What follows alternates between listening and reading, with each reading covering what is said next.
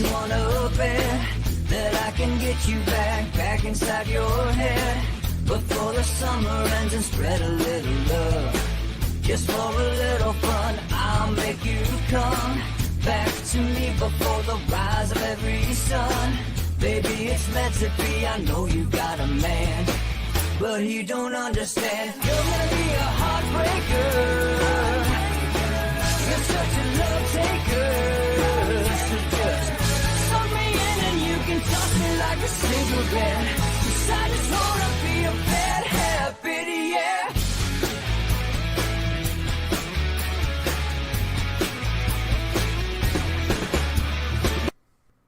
Welcome to Inside the Numbers with the People's Pundit, and now here's your host, Rich Barris. Indeed. Welcome to Inside the Numbers with the People's Pundit, and I am your host, Rich Barris, the People's Pundit. It is Friday, October 14th, coming down to the final stretch here, folks. A lot of stuff I want to jam into this episode today. We also have a guest, Jonathan Turley from Turley Speaks, is going to come and visit us and see how things are going on his end. That will be at 1 o'clock. But we will also go over the public polling project, what will likely be the final public polling project's generic ballot before the midterms on election day. Why? Because we're about 60% funded right now. It's already October 14th. I feel fairly comfortable if we were to start it this weekend. We'll see, but we're certainly going to go over the questionnaire today. We're going to do it live, and you're going to see me hack away a lot of other stuff that's just totally meaningless. We're going to want extremely high participation. We're going to tighten that voter screen. All right, so we're going to show you why and how we're going to do all of that. When it comes down, even though we won't automatically boot some of these people from the voting screen, when we get into crunching and processing the numbers, I will show you to the best of my ability without Laura screaming that potentially I'm giving away, state secrets or stuff. But it's true. She's right. Some of this is proprietary, and it's part of the reason why we think we have done so well, in places even as recent as Virginia and in the primaries when others have not, because it is most of the pollsters' job to find out who is going to vote, not only how people are going to vote. That's part one. Part two is who will vote. All right. And actually, part two is more important, much more important. All right. There's a bunch of other little things about news I want to get into. But first and foremost, I think for us, for Inside the Numbers, for the polling industry, for everything, this is the biggest news for us. And then we'll talk about a little bit about a story that I think will be the biggest news for the election. All right. But for us, as it pertains to what we do here, this is the biggest news of the day. And it was actually yesterday. All right. So RealClearPolitics announced RealClearPolitics Polling Accountability Initiative. All right. They announced the Polling Accountability Initiative, and I'm going to read it. As a leader in political polling and election coverage for 2 decades, RealClearPolitics is announcing an initiative to improve public trust and confidence in political polling. Since pioneering the RCP poll average in 2002, and by the way, stop, put on the brakes, Amy Walter. All right. Nice try giving Five Turd Fake the credit for coming up with the polling average some 10 plus years after RCP invented it. They invented it, not Nate Silver and Five Turd Fake. Nice try, though. We all know you're in the hive mind together, and you started to get mad at RealClearPolitics for trying to give people a fair accountability of elections and polling. You want to continue with your narrative pushers, so you try to elevate them. All they do is this. RCP does it, and they don't put their thumb on the scale. Everybody else that tries to do what RCP does, in fact, puts their thumb on the scale. Five Turd Fake is doing nothing better than what Mitt Romney supporters did in 2012 with so-called unskewing the polls. They just think they're smarter than you. So their little unknown, super secret methodology with how they find out a pollster's bias and lean, they effectively unskew the result and give an adjusted average. That's nonsense. Since pioneering the RCP poll average in 2002, the public opinion survey industry has undergone momentous changes and faced a series of challenges in a profoundly altered political landscape. 20 years ago, Facebook and Twitter did not exist. The iPhone did not exist. The percentage of households with landlines has dropped from 90% in 2004, Bush v. Kerry, ladies and gentlemen, to just 40% today. And by the way, it skews heavily older. Over the same period, the number of Americans owning cell phones has skyrocketed to 97%. There have been many news stories over the last several months questioning whether polling is broken in the United States. While there are certainly challenges in the polling industry, it is not entirely accurate to suggest polling is broken. There are many quality pollsters and media outlets that are doing excellent work in a constantly changing technological and political environment. However, there are also pollsters and news organizations that are doing less than stellar work. And unfortunately, many of the polls from these organizations receive a disproportionate amount of attention. Well, therein lies the problem, doesn't it, ladies and gentlemen? In a sentence, in a paragraph, the greater scope of it, but in a sentence, therein lies the problem with the coverage of modern American elections, is it not? To help address this problem, in the coming weeks, RealClearPolitics will be rolling out a beta version ranking polling organizations. RCP will rank pollsters by their performance in recent elections and will, of course, evaluate their performance in the 2022 midterm election in just under a month. RCP's goal here is simple. Accuracy is the foundational bedrock of public trust. To that end, we will be evaluating pollsters almost exclusively on one metric: accuracy in reflecting the actual results. Our hope is that by bringing attention to the most accurate polling firms and organizations, as well as shining a light on firms releasing less accurate surveys, we will help bring accountability to political polling that has been lacking in recent election cycles. It is our hope and belief that this effort will serve as a positive and constructive force that will improve the quality of political and media polling in the United States. All right. Let me actually refresh this, since this is a page I've had geared up for this episode. But when it refreshes, we'll continue here. All right. Few things. Number one, this makes the People's Pundit absolutely freaking ecstatic. Ecstatic. Why? Because we know there is a fake pollster scorecard at 5-turd fake. All right. We know that everybody relies on that, and all the other election forecasters basically mock and ridicule and, push other people's crap while basically smearing people like myself and others that have done a better job. We have thought about doing this ourselves. And in fact, if for those of you who may have been long-term fans of People's Pundit Daily, you know that in fact we did once have a pollster scorecard. It was more comprehensive, and it was a smaller database, but it was more comprehensive, and we explained just how we did rank these pollsters. But ultimately, as we polled more and more publicly, we decided that it was not appropriate for us to rank other pollsters, and here is why. It's for the same reason that it is not appropriate for that other fake website to do it. They're not an authority, they're a competitor. At that point, as we began to release more and more polls, we weren't in a position to call ourselves an authority. We were a competitor. We were an election forecasting site. We put up a forecasting model in 2014. We stopped the forecasting model when we started to poll more publicly, which was a hard decision for me because, as Laura will tell you all, I love forecasting. I like it more than I like polling. That's the truth of it. I'm a little bit nerdy that way. I love polling. I do.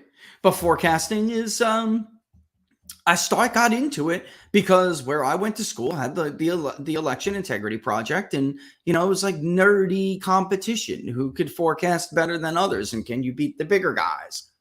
That's how I got into this. I was fortunate enough to go to a school where that was considered extracurricular activity. I know, crazy, right? And I figured, you know what? I'm pretty good at forecasting markets. I'm pretty good at finding predictive variables for models in financial markets. I bet you I could do it in the political sphere as well. Since I'm in it, I might as well give it a try. And in fact, I was able to do that. And then we made this model a public model years later. At that point, it was really not appropriate to continue forecasting based on other people's polls when we were doing it ourselves.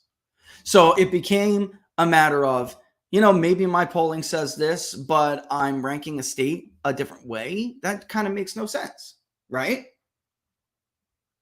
So it also made no sense to judge other people's work when they were in fact a competitor. Somebody can come and hire me. A private client can come and hire me. If I'm doing forecast rankings and I'm doing poll rankings, then I could essentially abuse my authority and say, this is a bad pollster. I'm going to give him a worse grade. But by the way, I have the great grade. Like now that fakester, that fraudster decided that he's going to start sponsoring polls, it is not appropriate for him anymore to have a pollster scorecard. By the way, no generic ballot is in the 30s. Amateur. No generic ballot is in the 30s. And all adults are not eligible to vote in U.S. elections. I don't know how long you've been around this gig, but that's how it goes. If you have a poll that says like Democrat 33, Republican 29, you just throw it in the garbage. It's garbage. What did you contribute to the conversation? Nothing. And that is actually how our little relationship got off on the wrong foot, because I was a competitor and a vigorous critic. It's not a real model. So you have an incentive to smear and besmirch someone who is doing a better job than you, especially if you need it to keep your narrative. So who does that leave? APOR, Jim Lee at Susquehanna. I applauded him for coming out and telling APOR it's time to start censuring some of these people. Franklin and Marshall, some of these outrageous results in Pennsylvania. Come on, we can go down the list. We know who the repeat offenders are. Quinnipiac missed every single battleground state in the last 2 presidential elections. The New York Times didn't get one battleground state correctly last cycle. Not one. Not one. Maybe they predicted the winner, but giving Biden an 11-point lead in the state of Michigan when he wins by about 2 points is not accurate polling. That is not giving the news consumer, the political consumer, the true state of the election, the true status of the race. Is this a close election, or are we headed for a blowout? This was an election that was decided by less than 50,000 votes. And yet here we are, looking back on polling as we move a few weeks away from yet another election in many of these very same, very key battleground states. And all we have to rely on is looking back on these pollsters who did horrible jobs. Now, look, everyone's going to be wrong sometimes. It's going to happen. It's going to happen to me. It's going to happen to others. It's going to happen to everybody. The problem is when there are 2 patterns that emerge. You're less than accurate more than you are accurate. And 2, your results always seem to favor one party over the other. Your errors are only in one direction. In Arizona, we slightly favored Donald Trump. In Minnesota, we overstated support for Joe Biden. By the way, we overstated support for Joe Biden in several states. As well, we overstated support for Donald Trump. That's the way this should go. If you overstated support for one party or one candidate in every single one of your polls, or 95% of them plus, there's something very wrong with your work. But APOR was never going to do anything. Let's be honest, they're run by leftists. They are. When I was the editor at People's Pundit Daily and we went over who was the most accurate polling in 2016, they actually, even though for many years they sponsor our journal, and in that journal there is a methodology that was developed by academics that's been used widely to determine who is accurate, who was the most accurate when it came to predict the popular vote nationwide. In the journal after 2016, Rasmussen Reports was the most accurate, followed closely by Investors Business Daily, TIT. All right? Because we named them in the same paragraph, they actually contacted me. They wanted me to add an update footnote to the article that explicitly states that APOR doesn't endorse this methodology. Ladies and gentlemen, they fund and support the journal that has been using the methodology for years. Yet because it was Rasmussen Reports, they wanted me to amend it to make it very clear that APOR isn't the one who drew this conclusion. They just support the journal. This is who we're dealing with. And they're constantly fighting. I don't know if it's recent, but the guys and girl from Rasmussen Reports will tell you that they're constantly in a back and forth on Twitter with them, or have in the past. I don't know how recent it's been, but constantly with back and forth. And since they did that, you can go to People's Pundit Daily right now and look that story up. You'll see that I added a footnote, all right? It may not have been the one they wanted, APOR wants you all to know they don't endorse this. So we're waiting on somebody to be a fair arbiter of the truth, a referee, right? I have long said that I think that, and I loved APOR. After 2016, they established a transparency initiative. I loved that they did that. Anytime more information can be known about how a poll was conducted and the track record of that pollster, which is not included in the TI, unfortunately, the better. Essentially, polls should be reported with a caveat. This is what a sampling error means. When someone is ahead by a point, it is well within the sampling error, and the race could go in the other direction.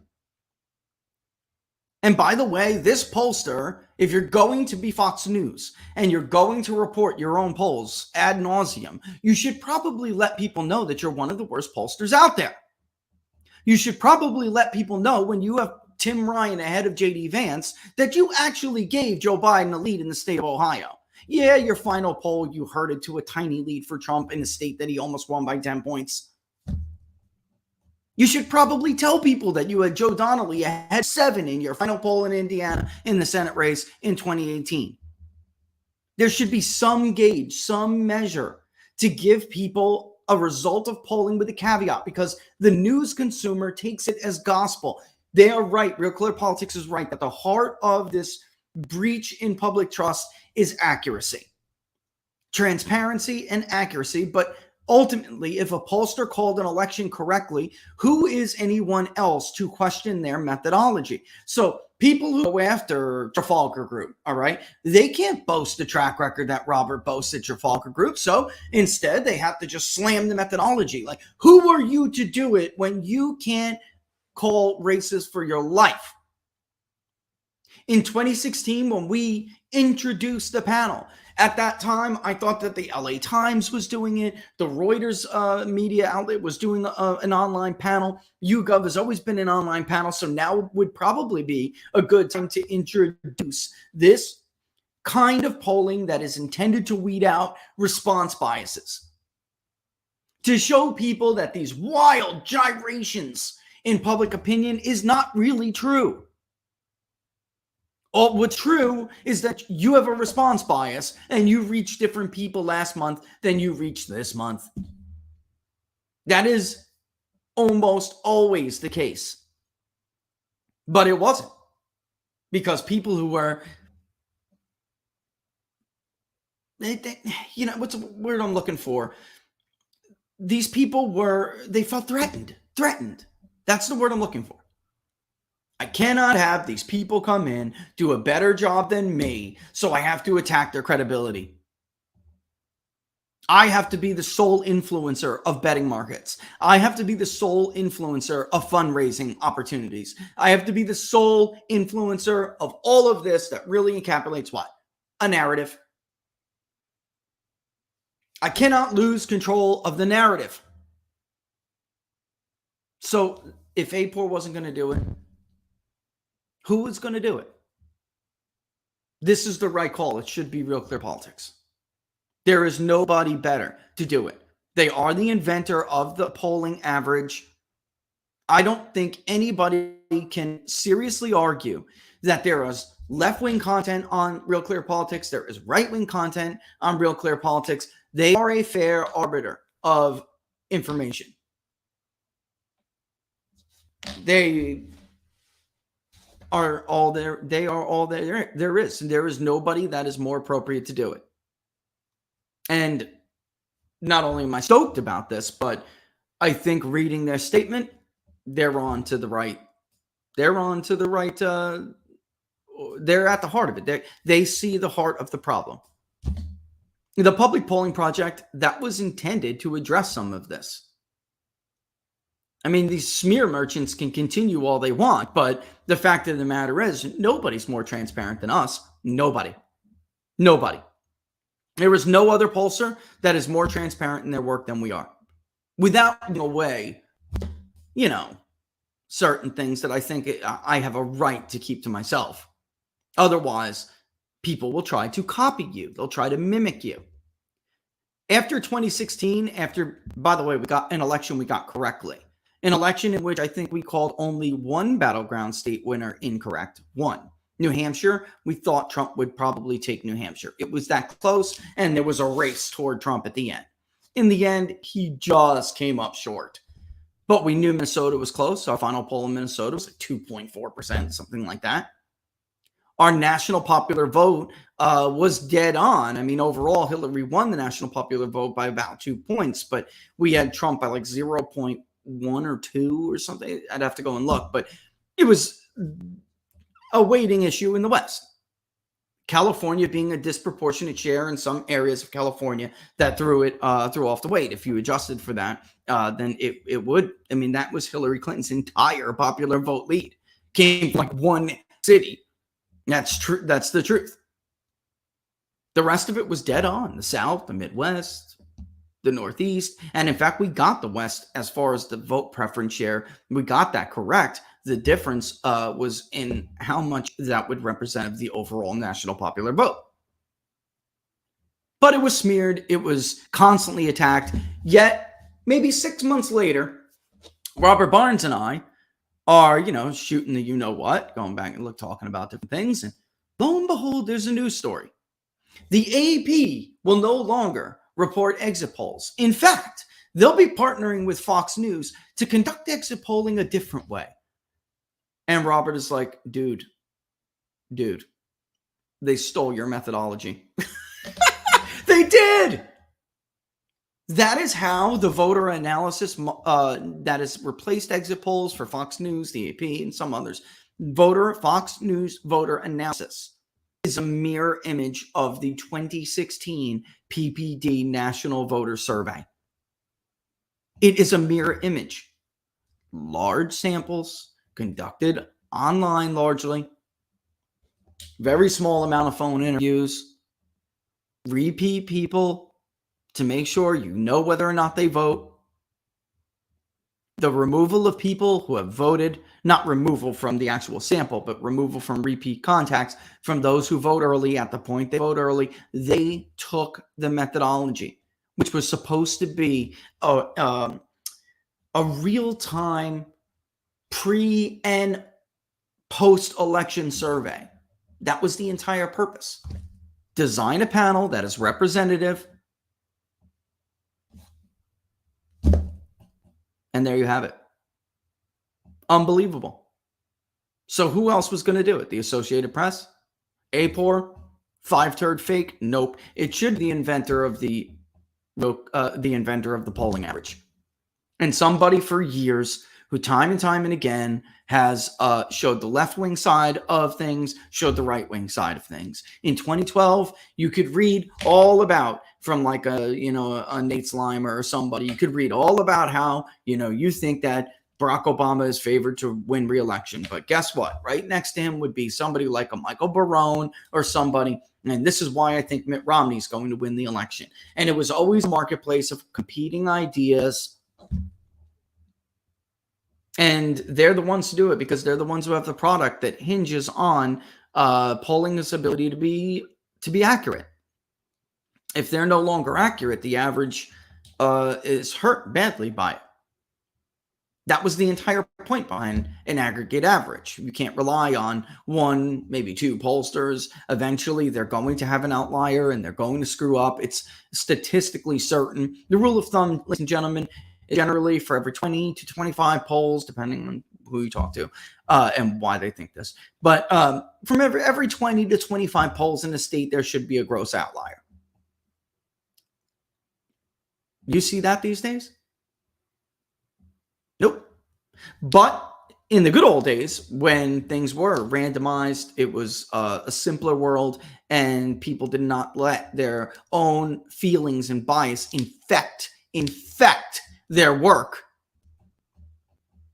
In the good old days, you could use an aggregate average to basically smooth out all of those wrinkles, to basically filter out all of that statistical noise. And an aggregate would do better than generally most of the polls individually. So we're no longer in those days.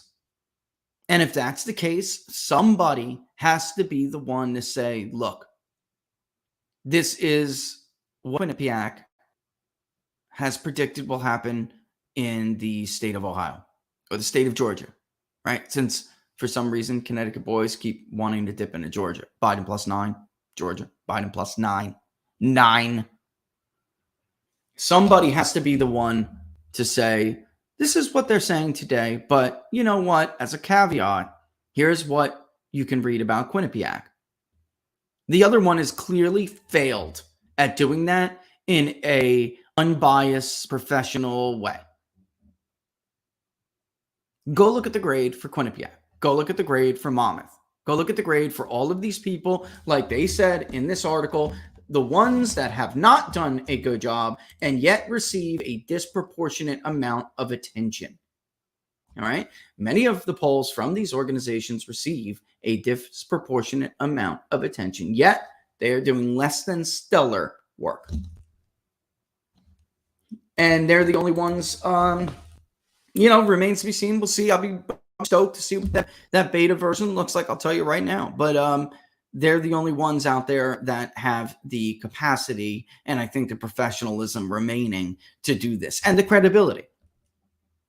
They are the most credible outlet out there when it comes to this. There's no, come on.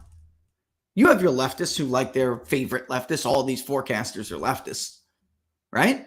And the right-wing people have all their favorite people that they like, although they're far and fewer between.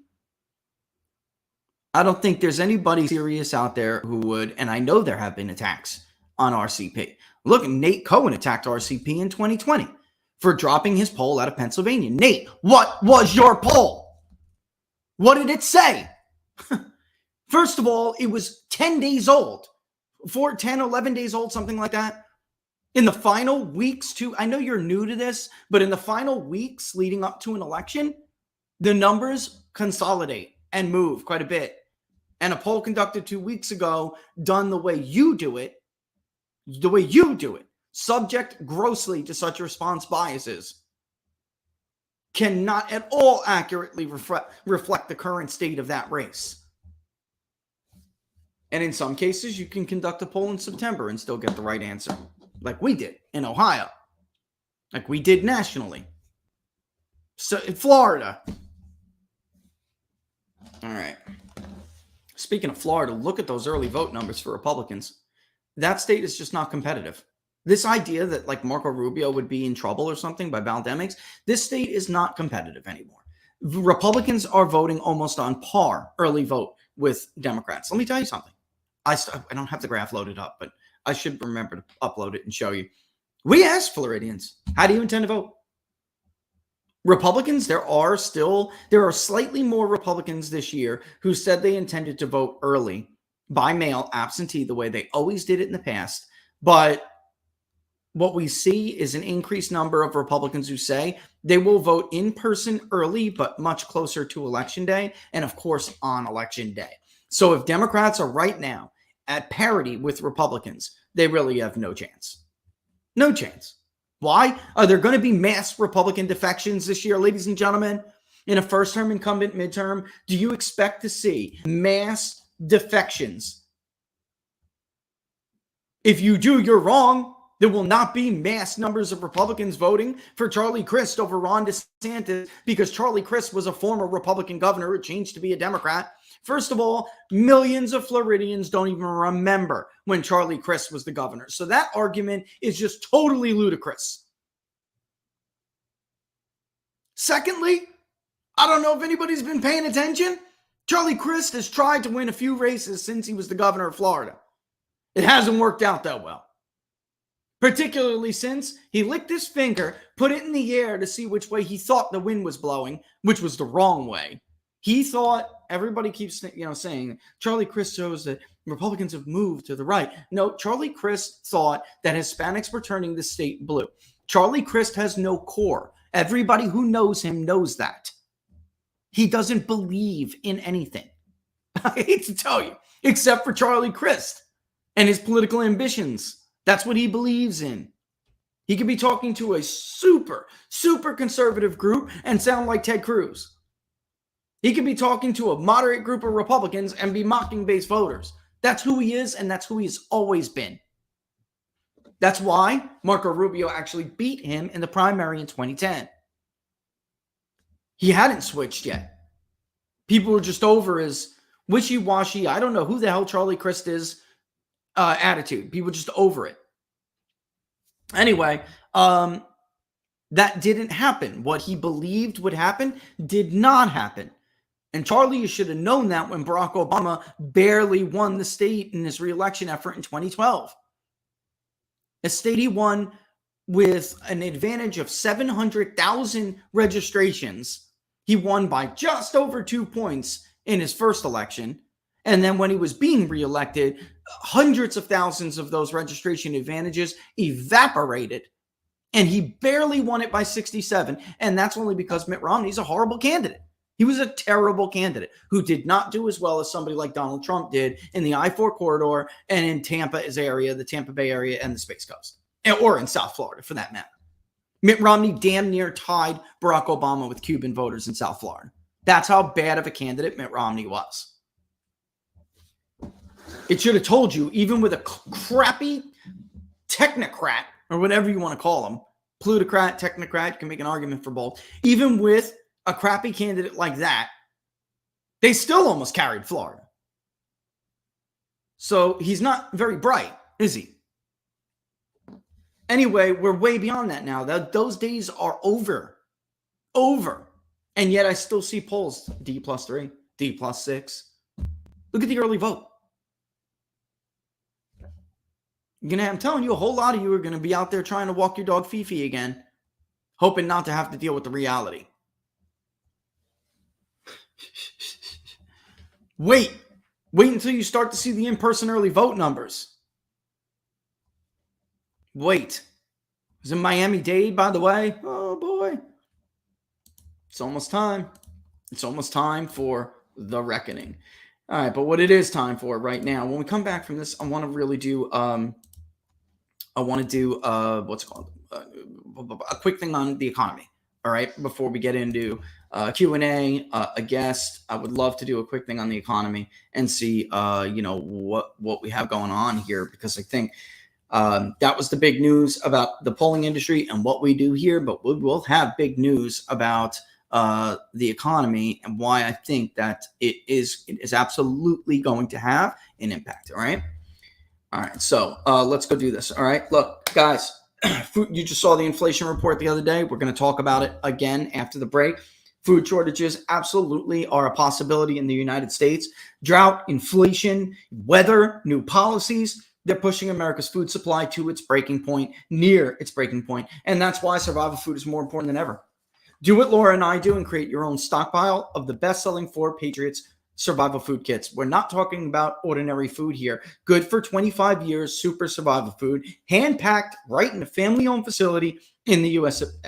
These kits are compact, they're sturdy, water-resistant, light-resistant, they stack easily, and they have different delicious breakfasts, lunches, dinners. You can make these meals in less than 20 minutes. Just add boiling water, simmer, and serve to the entire family. Go to 4patriots.com/TPP for the People's Pundit, 4patriots.com/TPP to get your 3-month survival kit. You'll get their famous guarantee for an entire year after your order, plus 10 free gifts and free shipping. They're called 4 Patriots because a portion of every sale is donated to charities who support our veterans and their families. Just go to 4patriots.com/TPP to build your own stockpile like Laura and I have done for our families today. Listen, you can see that there is an awesome sale going on if you go to their website and you check out all the other great stuff that they have there. Do not forget that you can use the code TPP10, TPP again for the People's Pundit, TPP10 to get 10% off your entire order. Other than the 3-month survival kit. I just love the 3-month survival kit because it has so many different things in it and the value is outstanding. Outstanding. All right. One day I'm going to rip out one of these totes and show you guys everything in the survival kit. I just don't, it would take me 10 minutes. It would take me 10 minutes to go through it all. I'm not kidding. It's so much in there. Different gifts. So I don't want to say what you may get for free gifts, but different gifts. Absolutely incredible. All right. Awesome. And that sale that's running on that website, go check it out. If you're somebody who was waiting for those solar packs or whatever that you may have been waiting for, now would be the time. All right. Now would most definitely be the time. All right, one more thing here before we rock and roll back to inflation. All right, which, speaking of which, all right, the last time the economy looked like this, the stock market tanked 50%. The US dollar lost 46% of its value, and the price of oil quadrupled. We're going to talk about that too. Yet, while the US economy collapsed, inflation ran through the roof. The price of gold shot up 1,300, silver shot up 2,400, rocketed. And so if history was to repeat itself, we absolutely could see this happen again. And can you afford to miss what could be the biggest gold and silver boom of our generation? I'm not. That's why I want you to go visit right now, tpplikesgold.com, tpplikesgold.com, because when you do, you'll not only get the chance to protect your retirement savings with gold and silver, you could get up to $10,000 or more in free silver just for doing it. It's a rare opportunity, so don't miss what could be your best opportunity to protect your retirement savings today. tpplikesgold.com. Visit tpplikesgold.com. And all the links are in the descriptions. All right. So you guys can go check it out. All right. Speaking of inflation, this is what I really want to discuss here. I'm going to bring this up. I think this absolutely will matter for the election. I think that people who are telling you that it won't matter are wishful thinkers. Okay. It would be like 2018 Republicans ignoring that at the last minute insurance companies announced that, in fact, Republicans do not want to keep protections for pre-existing conditions. No matter how much Republicans tried to talk about the economy and tax cuts, and because the economy was doing great under Donald Trump, we had the first annual growth of 3% since the Great Depression. None of that mattered because the number one issue was healthcare.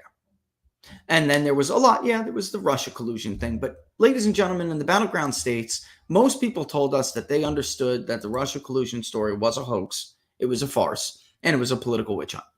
In Ohio, significantly. Yet, Jim still couldn't beat Sherrod for the U.S. Senate, right?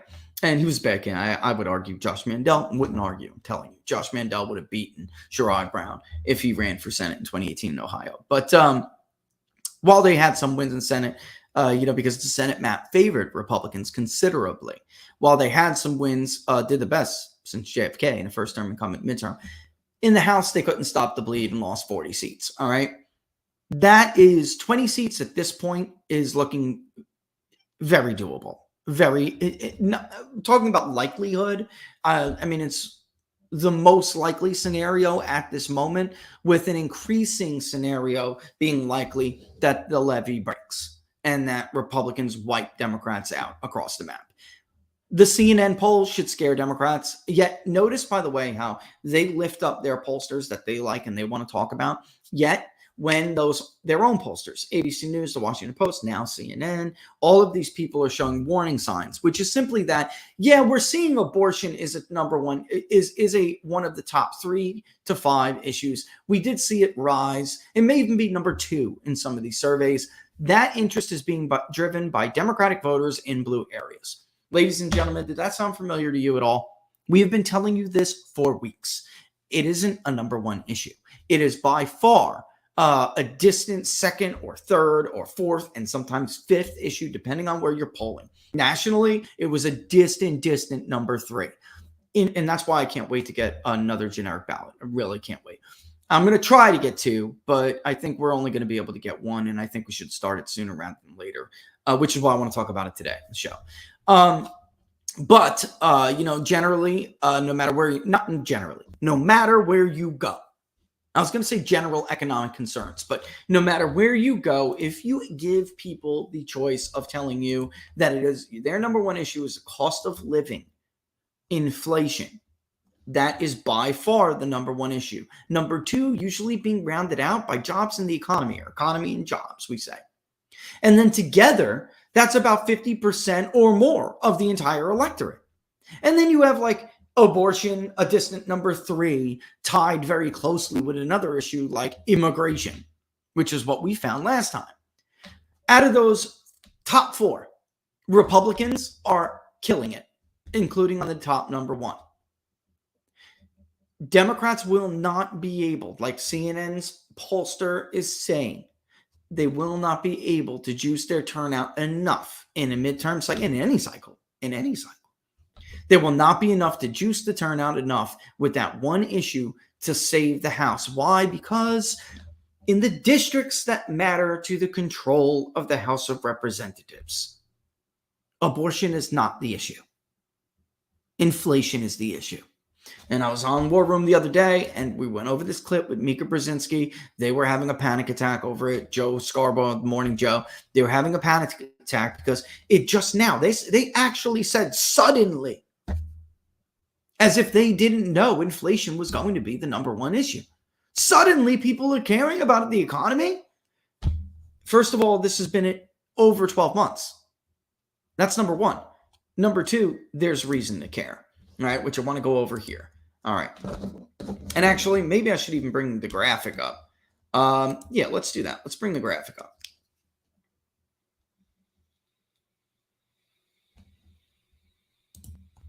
It may be too late. Can't I scroll down and get the graphics down here? Isn't that the way the BLS reports this puppy? PDF version, new release charts. Thank you. All right, I'll go back to on my end so I can read free myself here. I'm going to read it. All right, really like the PDF better. I don't know about you guys, but I'm really the TXT version. I can't believe some government sites still release TXT versions of stuff. I guess that's probably for API calls. You could easily have something read through a TXT file. All right, but look, what we can see here is the 12-month.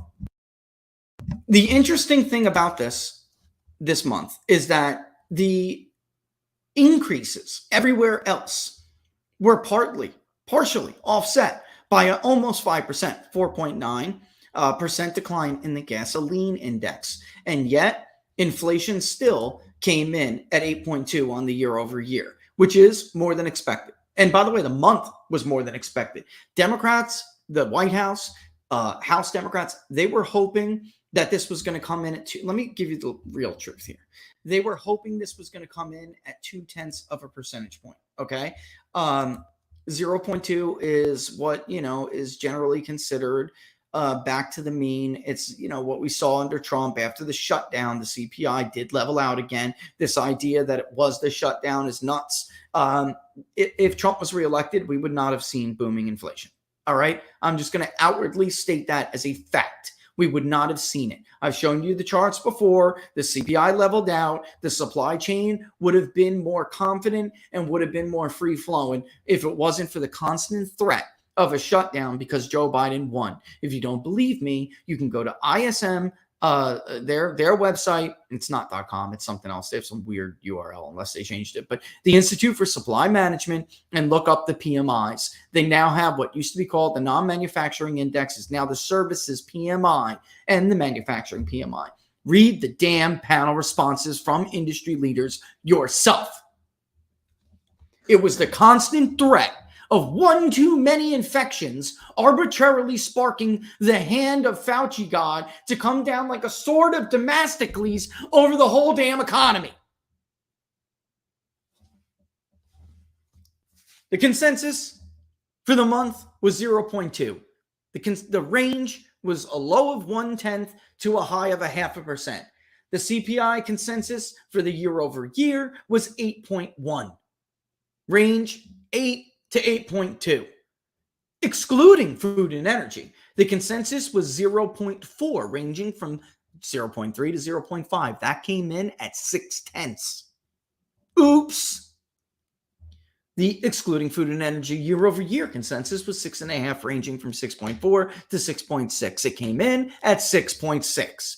This was a nightmare scenario for Democrats the month before the election. Why? Because number one, the news itself compounds and hurts. But two, it shows you that it didn't get better. And that what is the likelihood? Voters always know first, even when the media is trying to BS them. Even when the media is trying to BS them, they know, like they knew they were in a recession before the Bureau of Labor Statistics reported 2 consecutive quarters of negative growth. They knew it. They told us in the Registered Voter Economic Confidence Index in May that this was a recession. Considering that this inflation has been hanging over Democrats and dragging them down like a weight chained around their neck, for 12 months, when Republicans were holding historic leads on the generic ballot, given that this is still the number one concern and that it has not improved dramatically enough to turn voters' attentions away from something else, what everybody should expect to see in the next 3.5 weeks is a significant shift to the right as people decide. If it doesn't happen in the polls, ladies and gentlemen, dare I say that you should probably just ignore them and expect it to happen on election day, because that is what happens in first-term incumbent midterms. Again, increases in the shelter, food, and medical indexes was the largest largest of the many contributors to the adjusted all items increase. The index, I've read some of this already, but some of the stuff, and you know what? Let me go give you, just from the heart of the report as we look at some of this stuff. Are you ready? Gasoline still increased 18.2%. Groceries, 13%. Utilities, 33.1%. Basket, 21.4%. Basically, goods that every American needs to purchase, whether you're rich, you're poor, you're middle class, middle working class, poor working class, no matter what class, you need these items. The idea that people were going to buy, that voters were going to believe Joe Biden when he said that this was driven by used car salesmen and that this was driven by Vladimir Putin. Only your own voters believe that. You're not convincing anybody else. Democrats and their voters, their base, are living in another universe. They're living in another universe altogether, which has been the case for a while. You can look at it in the survey of consumers. You can look at it in Consumer Conference Board's CCI, and the Conference Board CCI, the Consumer Confidence Index. It's been like this since Obama. That's the truth of it. With a brief period of other voters agreeing with Democrats when it came down to COVID. And that is basically what had hurt, that's not the one I'm looking for. That's basically what had hurt Trump in some of these areas. Here is the all items index. You can see that it slowed, but I mean, we're still at that's because sometimes, folks, when you're at an all-time high, there's nowhere else to go but down. By the way, you like the revision that went into June that nobody talked about? In the month of June, it was revised up to 9.1. Holy crap. Holy crap. In the modern CCI, it's never been higher. And the truth is, going back and saying it's the highest inflation number in 40 years since Jimmy Carter isn't exactly accurate to say, because the CPI methodology has changed. The government has adjusted it multiple occasions in multiple ways to make the inflation number look less than it actually is. Everybody knows that. Everybody, obviously, who's in the industry knows that. So in truth, it's actually a lot worse than it probably was under the Carter administration, outside of the fact that they got hit with high rates and high inflation at the same time, which there's a word for. People are being priced out of the housing markets now because of it and everything. We're starting to see a repeat of what we had seen. Once those rates, mortgage rates specifically, went above 4% or to 4%, and then went above, just price people out. Because a premium or a mortgage payment, is a lot less at 2.8 than it is at 4. Your borrowing power is incredibly diminished, especially if you're like an average American and your credit score is, below 700. It's the average credit score these days in America. It's not that high. This isn't good at all. You can see, however, though, like I said, energy has come down. That's true, although it is going back up now because the inflation report is a lagging indicator. Check out food. You can clearly see that the cost of food skyrocketed more than the all items index has. And that should remind you of the public polling project that we conducted. This is what it kills me. It's suddenly, Morning Joe says. It just drives me nuts. It wasn't suddenly that I went on like 10 different shows with the results of the public polling project to show people the stark increases in the cost of everyday staple goods, folks. Meat and poultry, vegetables, fruit, eggs, bread, staple goods, paper products like paper towels, toilet paper, paper plates, cups, things like that. Do you remember that? It was one of the most interesting public polling projects we had done. This will be in the memory of these undecided voters. Biden's approval has not recovered enough. It is common for a president's approval rating to rebound slightly before a midterm election. It happened to Trump. It happened to Biden. It happened to Bush. Even when Bush lost, it ticked a little bit higher. In the first term, he's the exception, the ahistorical event, where his party actually was able to buck the history of midterm elections. First term, incumbent midterms, but it was an ahistorical event, 9/11. His approval rating was almost 70%. Very, very different atmosphere, ladies and gentlemen. And you could see Democrats, they know that. They know it. They tried to use January 6th committee, which is why you got the report yesterday. You're trying to use that committee to recreate the same fear in intoxicating environment that we had seen after 9/11. It was very foolish, however, because nobody was ever going to equate January 6th with 9/11. Folks, Joe Biden and other elected Democrats absolutely made that comparison. The media echoed it. Their talking heads echoed it. Why did they do that? Use your heads. They were trying to get the electorate they tried to poison it with fear, the way that George W. Bush poisoned it with fear after 9/11.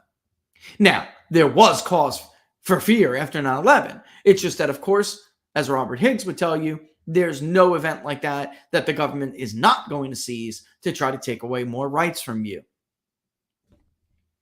Was there cause for the Patriot Act?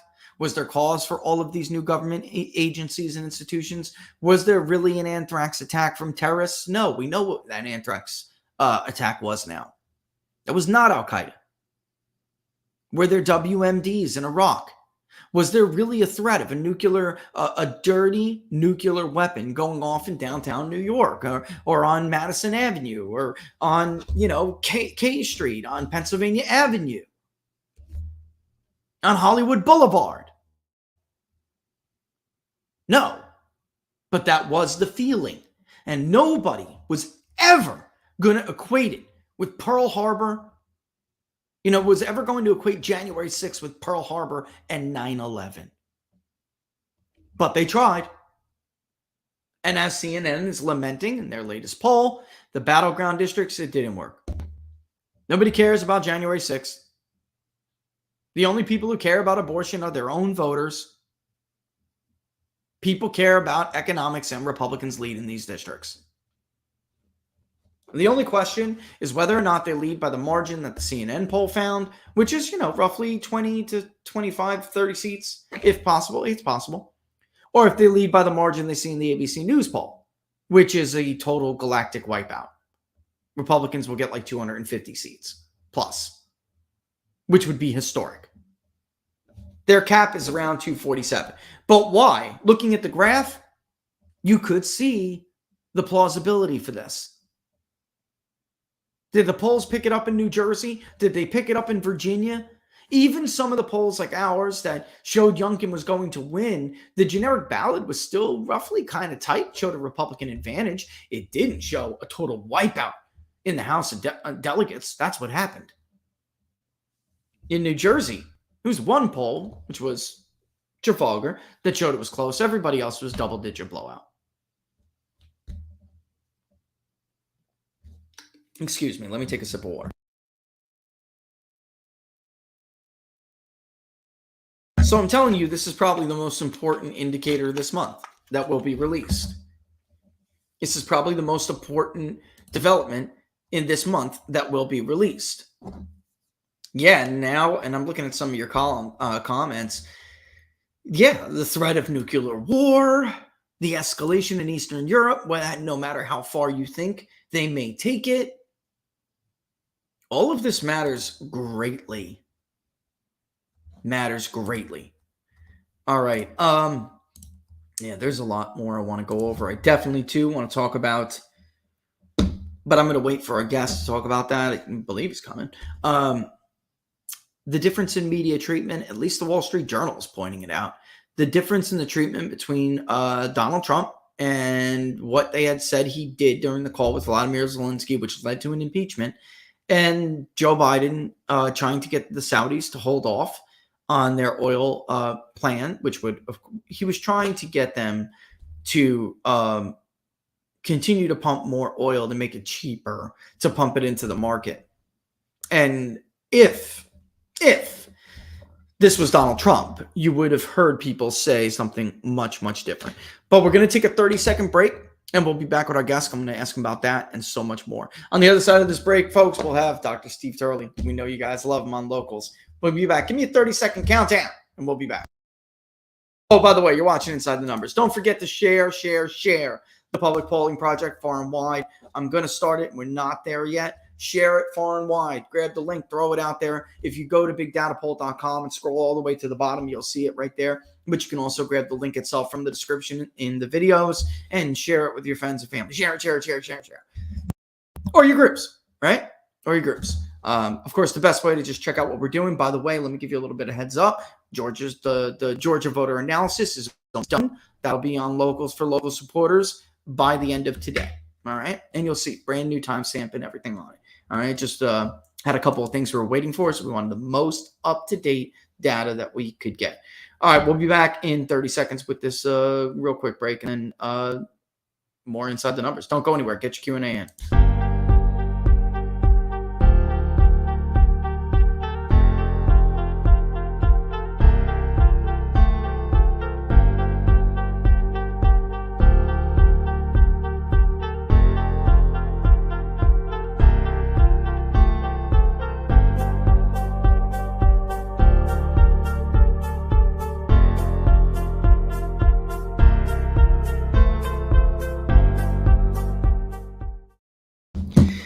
All right, we're back Inside the Numbers with the People's Pundit. I'm your host, Rich Barris, the People's Pundit.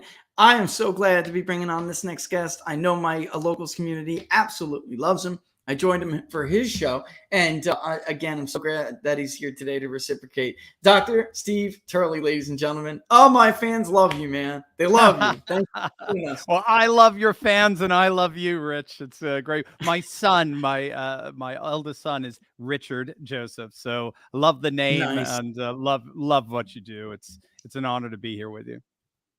Well, right back at you, my friend. Right back at you. You know, immediately when I was thinking about what we could talk about, I'm so glad this story happened before you came on because your videos, and for those who don't know, Dr. Steve Turley, go check out his YouTube channel right now. Go subscribe. Go check out wherever he wants you to check out. One of the most entertaining people out there, hands down. And I thought that's actually something you would talk about. What do you make of this story? That, I mean, the Wall Street Journal at least pointed out this hypocrisy, but what do you make of this story? I want your thoughts on it. You know, Joe Biden obviously tried to get the Saudis to not push, to not, restrict the flow of oil because he wants gas prices to stay as low as possible, even though they're still high. He didn't want them to skyrocket before the midterms. Deese from, I think it was Bloomberg, interviewed, someone from the administration. They didn't deny it. They didn't even try denying it. But how would the media have reported this, Steve, if it was Trump? It would be like, go ahead, I'll just throw it to you, man. Yeah, no, you've got it. And your audience knows too. It's because Biden represents the wishes and the dreams of the permanent political class. He wasn't speaking on behalf of himself. He was speaking on behalf of all the dolts in DC.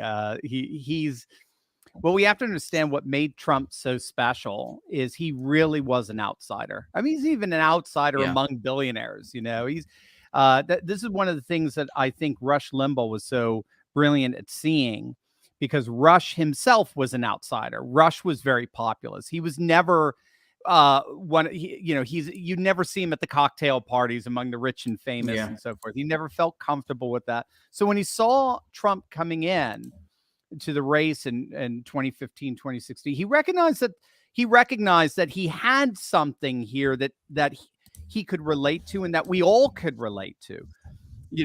George Carlin, the comedian, late comedian, was just brilliant in being able to, define modern day politics as a big party to which none of us are invited. The door's been closed to every one of us, including Donald Trump. And so whenever he would do anything even remotely controversial, whatever it was, the permanent political class was all over him, including Republicans. It's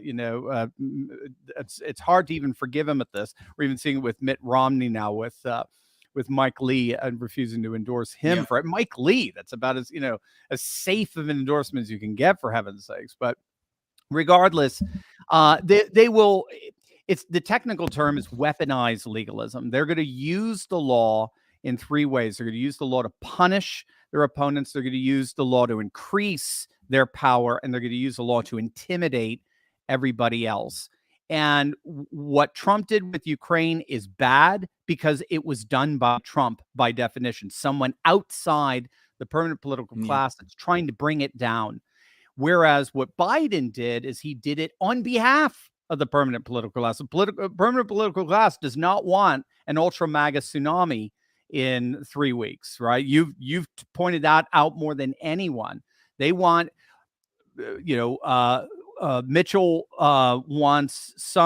rather wants some kind of majority, but maybe just by one seat, and maybe just Dr. Oz, and that's it. And same with McCarthy. They want to keep it controlled. They want to keep their donors happy. They want to keep Davos happy. They want to keep the whole globalist system, and that's key. Globalism is not a civilization. It's a system, and therefore can be imposed on all cultures around the world, as it were, through its unique politics, its economics, and its woke human values and the like. And he spoke on behalf of all of them. So he's not going to get, nothing's going to happen to him. Nothing. Because as we all know, the permanent political class operates according to its own rules, according to its own values, its own concerns, at the disdain and dismissal of the values, interests, and concerns of the people. So the hypocrisy is glaring. It's not going to help them. That's for sure. I think their days are numbered. There's no way around it. The trends are moving in the populist favor all over the world. But in the meantime, they're just continuing to make utter fools of themselves. They're like cornered animals. There was so much, you said so many things that are profound in that answer, which I would got to where I was going to go next. Let's say, there is a bigger win than expected, despite their best efforts, because, McCarthy does not want a huge MAGA majority. Mitch McConnell doesn't want Blake Masters in the Senate. He has to just kind of accept JD Vance because it's Ohio, and he has to play along. I helped him, but he doesn't. We know this for a fact. We've heard it from people who've heard it from the horse's mouth. They don't want Bolduc in New Hampshire, especially, and they don't want Blake Masters in Arizona. Everybody else they feel have put up such good fights that they won't be able to defend sabotaging them. So they're doing just enough. And if they lose, great. But if they win, then we can just still kind of pretend that we helped. It's outrageous. I've never seen this before, Steve. Never seen this before. It's like, it is something that, is new to people who try to forecast elections, like myself. How do you quantify that as something that can have an impact? It's tough. But let's say it happens anyway.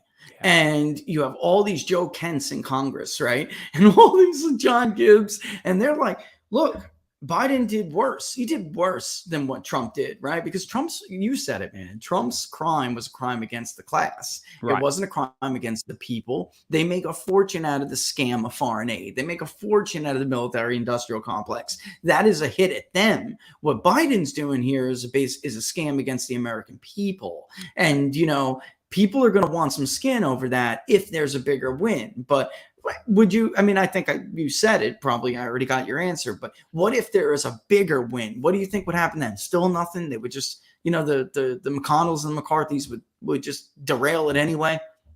Yeah. So the complexity of the situation could be modeled in terms of, say, the nationalist populist right versus the nationalist populist light. Okay, right versus light. The British scholar Matthew Goodwin talks a lot about in his book on nationalist populism. And unfortunately, you saw it in Britain with the Bojo majority back in 2019 in December, when you have all of these populist forces coming into a party and clash with the sort of rhino leadership on top. You've got a nationalist populist light party.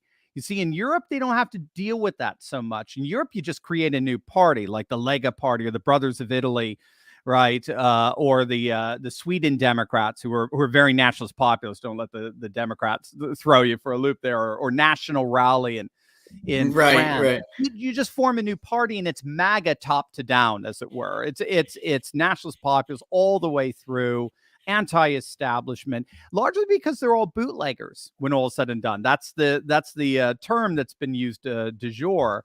When you have the two major left-right parties, center-left, center-right parties, refusing to listen to the people, then the people just go to these political entrepreneurs who are outsiders. They're bootleggers, and they give them what they want.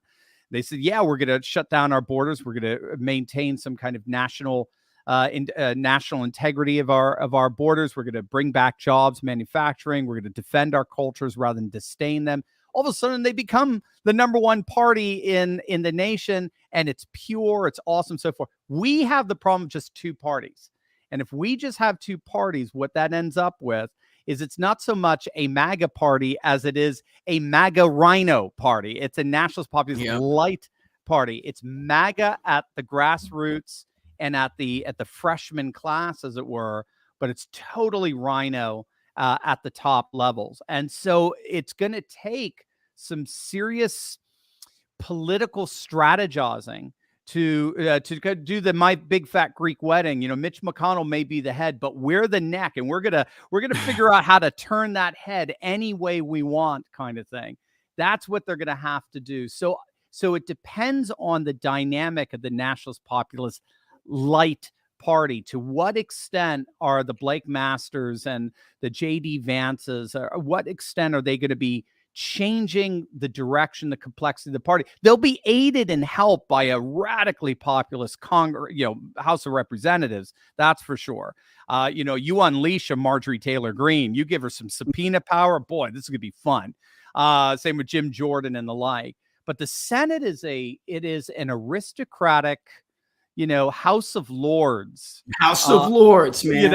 It really is. When all is said and done, and they have their own supposedly above it all culture, which is radically globalist. It's radically woke, and it's radically removed and alienated from the concerns of the people. So I think the stronger the populist wins in the House, the more they'll inevitably move the rhino forces in the Senate. That's what's happened in Europe, is that the more these third parties gain power, the more it's forcing even center-left parties, even very left parties like Die Linke in Germany, in Eastern Germany, that's literally straight out communist from the old East Germany days.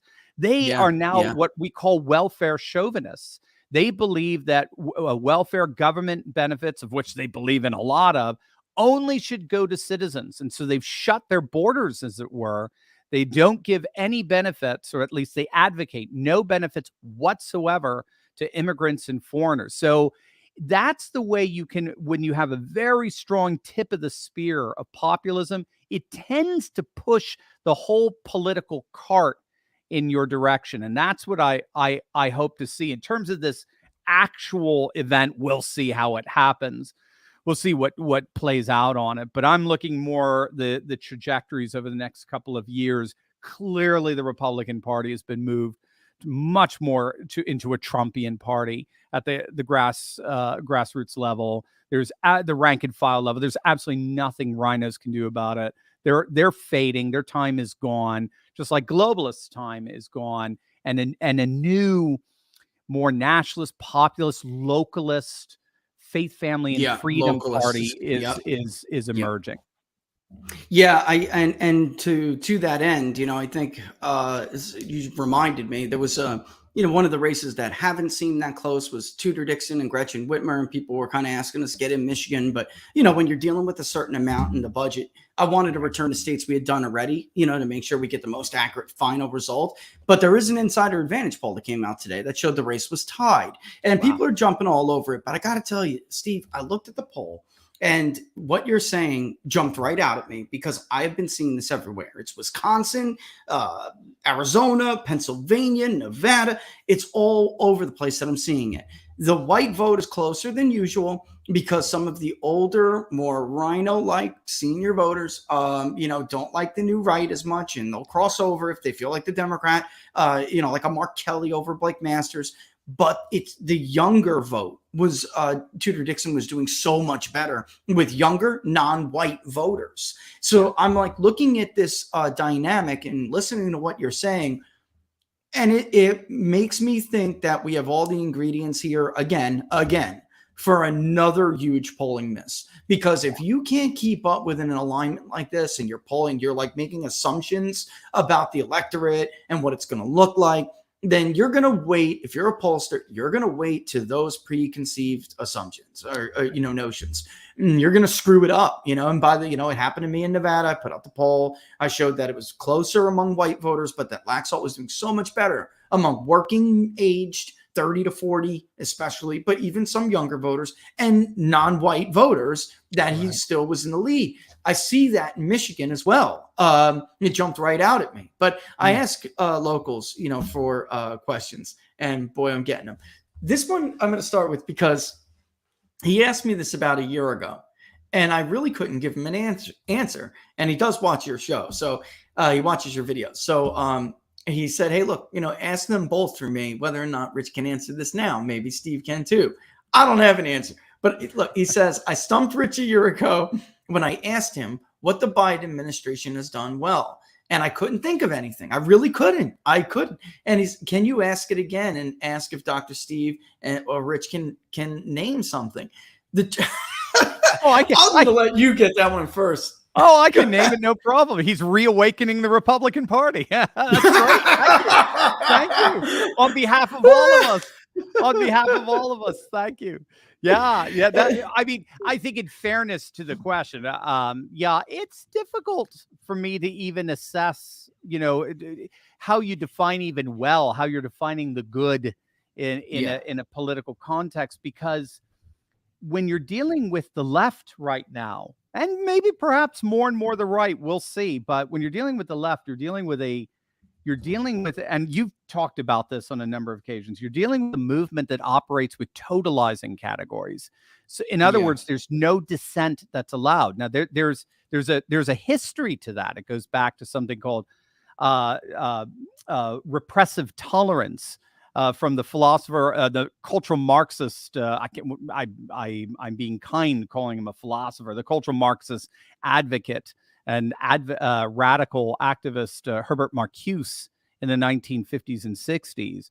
And his basic argument was that you take anything conservative, and you see that in racial terms, you see that in gender terms, you see that in sexual orientation terms. And you label that as bad no matter what, because that created the system that we're living in, right? Systemic racism, systemic sexism, you name it. And then you take any minority group, and you can even start inventing minority groups, right? Like what did Bill Maher refer to it as? Like, transgender Eskimos or something like that. I forget. He came up with something very funny, but you start breaking them down, and then anything they want, anything they believe in is good by definition. So what ends up happening is that the language that we use, the very conceptual world that we voice, reveals which side we're on. It's not just our skin color. It's not just our gender. It's the actual pronouns you use. It's all of this sort of stuff that reveals which side you're on. And if you refuse to toe the line, if you refuse to buy into the woke reconceptualization of the world, you are by definition an enemy. So there's no dissent allowed. So when you bring Joe Biden into the political power and all of his woke minions, because I don't frankly think he knows where he is half the time.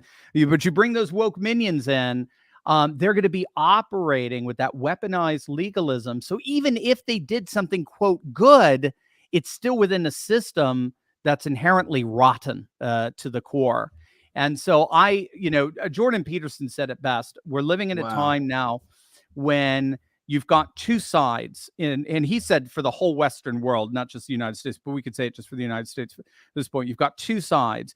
You've got a side, our side, and he would see himself on our side as a side that could be wrong. We could be wrong. Sure, we admit it. You do it all the time. You say, all right, here's my predictions, here's my projections, but here's what could go wrong. Here's the margin of error, whatever. We have our opinions. Right. We have our views. We could be wrong. And therefore we discuss, and therefore we interact. That's one side. The other side is absolutely wrong. It's absolutely wrong because they've gone insane. They've gone nuts. They looked at us and told us to celebrate the first Black woman to ever reach the Supreme Court, and to celebrate the fact that we can't know what a woman is. That's insane. That is nuts. You reminded me of this voter, and the audience, most of them probably remember this when we did the Silver State poll. This Hispanic voter in Clark County, he was like a year younger than me, so he's not young, old. He's not young either, but he's not a working guy in a prime working age, private sector union. Typically votes Democrat, voted for Joe Biden, but will vote Republican for governor and Senate this year. And he said in his comments, he said, I just don't have time to learn the new language.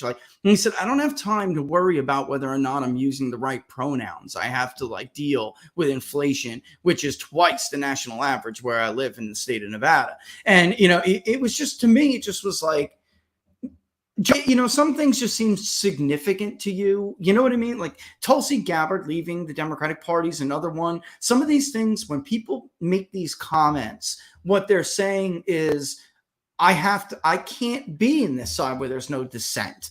I can't be on this side when there's no room for disagreement. There's no room for me to voice my own grievances. And I think what part of this is that, 10 years ago, he was the aggrieved. He was the part of a class that they felt were a protected class. And, they had to, exploit their grievances for political gain. But in their world, Steve, isn't it true that you have to eventually step over the old aggrieved party for the new one? Because you got to create all these new ones like you were just talking about. So women's rights is a perfect example. Women, they were, their interests were Democratic Party interests, and Republicans were chauvinists. But now we're beyond that. Now you have to step over women because the new aggrieved party, transgenders, right? You can't. There's that girl in Vermont. There's that case in Vermont we discussed about a week ago. We can have Riley Reid on the show to talk about what happened to her in swimming. I mean, her entire life. And Laura, I think it wasn't a day, maybe one day a week. She wouldn't swim here and there. But since she was 9 years old in a pool every day, just to be robbed at the last minute. But we're not supposed to worry about Riley's grievances anymore. Right. So it's like, this is why these coalitions are shifting, because they're leaving these people behind for you, right? I mean, they're saying to them, they're no longer important. And we have to move on. We need another, Yeah, and we have data on that. Yeah, we have data on that. Eric Kaufman of the University of London has written a very interesting article on how wokeism is splitting the Democratic Party. Because when you ask any group of Democrats, do you support any woke issue? Where you mentioned transgenderism and women's sports, whatever, CRT, whatever it is, it's 50-50. 50% will say yes, 50% will say no. But again, those 50% who say no have to be very careful with that, don't they? They have to be very, very careful with that. When you ask Republicans that question, it's not just a no. Do you support whatever woke? It's not just a no. It's a hell no. No, so it's like hell no. It's like 100% no way. So what we're finding is Republicans, And Glenn Youngkin was able to exploit this so well in Virginia against Terry McAuliffe with the CRT and school boards and the like. You know, it unites the Republicans. It splits the Democrats. The Republicans are far more likely to vote against wokeism than Democrats are to vote for it. As a matter of fact, the more woke they get, the more they actually alienate their own party, members of their own party, and galvanize the other party. So the data that we had, that's why it's wonderful to see. In many ways, I got to say, Rich, I think this election coming up is sort of like, I'm almost want to call it something like the DeSantis midterms or the Florida midterms. You know, what has been happening in Florida over the last 4 years with a governor who won by 0.4% to a crackhead. I mean, let that hit you. Well, they dodged that bullet, didn't they? Woo! Oh, I my mean, God. we all did. The whole nation did. My heavens. You know, he wins by like 0.4%. Yeah. And he goes on and he takes on the woke issues of our day. And he's now one of the most popular governor. He's going to cruise to reelection, potential, definitely number 2 Republican contender.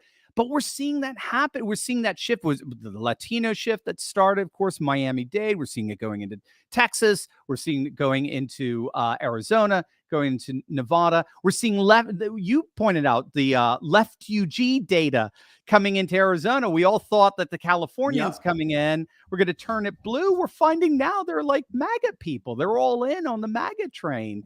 If you're Republican, thank God for those people. Thank God, exactly. You know, there was a study on the 2018 election that found that if only native Texans voted, Beto O'Rourke would have won by 2 points.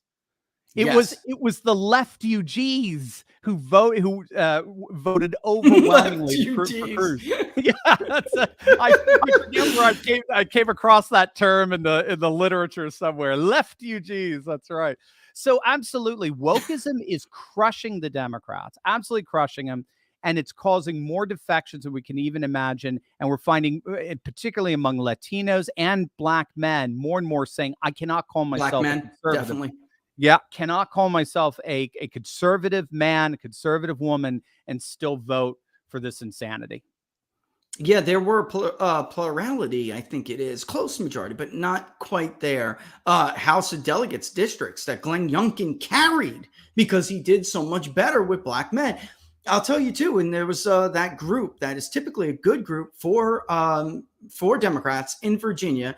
Their moms schooled the soccer mom in Chesterfield, and the soccer mom in Loudoun County. Those are good Democratic voting groups in that state, and yet there were among the biggest shifts away from Democrats came from them. If you were a man who had a school-age child, our polling showed like 30 points. The exit polling was, I think, 20 something, so very close. Those people. The question is now, is the leadership, and I'm trying to get to one of the other questions here too, which really is, if there is a bigger election win for MAGA and some of these sabotage efforts don't work, I think you will see, and that's the question for you, how successful would McConnell be? Could he even survive that? Or if Rick Scott mounted a challenge, because we have this new shift going on. We have this new right. They can't lead it, Steve. Otherwise, Tulsi Gabbard would have a place to go. Right. She would have a place to go if these people weren't in charge. Right. But because they're hindering the growth of the party. Like she just went with Joe Kent in Washington, for example. No, you're absolutely right. You're absolutely right. They can't. The Rhino leadership is so 1990s. It's so aughts. They're yesterday's politics. The new politics of nation, culture, custom, and tradition. They're completely devoid of. So yes, no, I'm with you. I think if McConnell got a serious challenge, then yeah, we'll see. Again, you're dealing with a group of men and women in the Senate that just, again, they're just operate by their own rules, and it's so gross. And it's going to take several cycles to finally get rid, or just at least change that culture. There'll always be a House of Lords.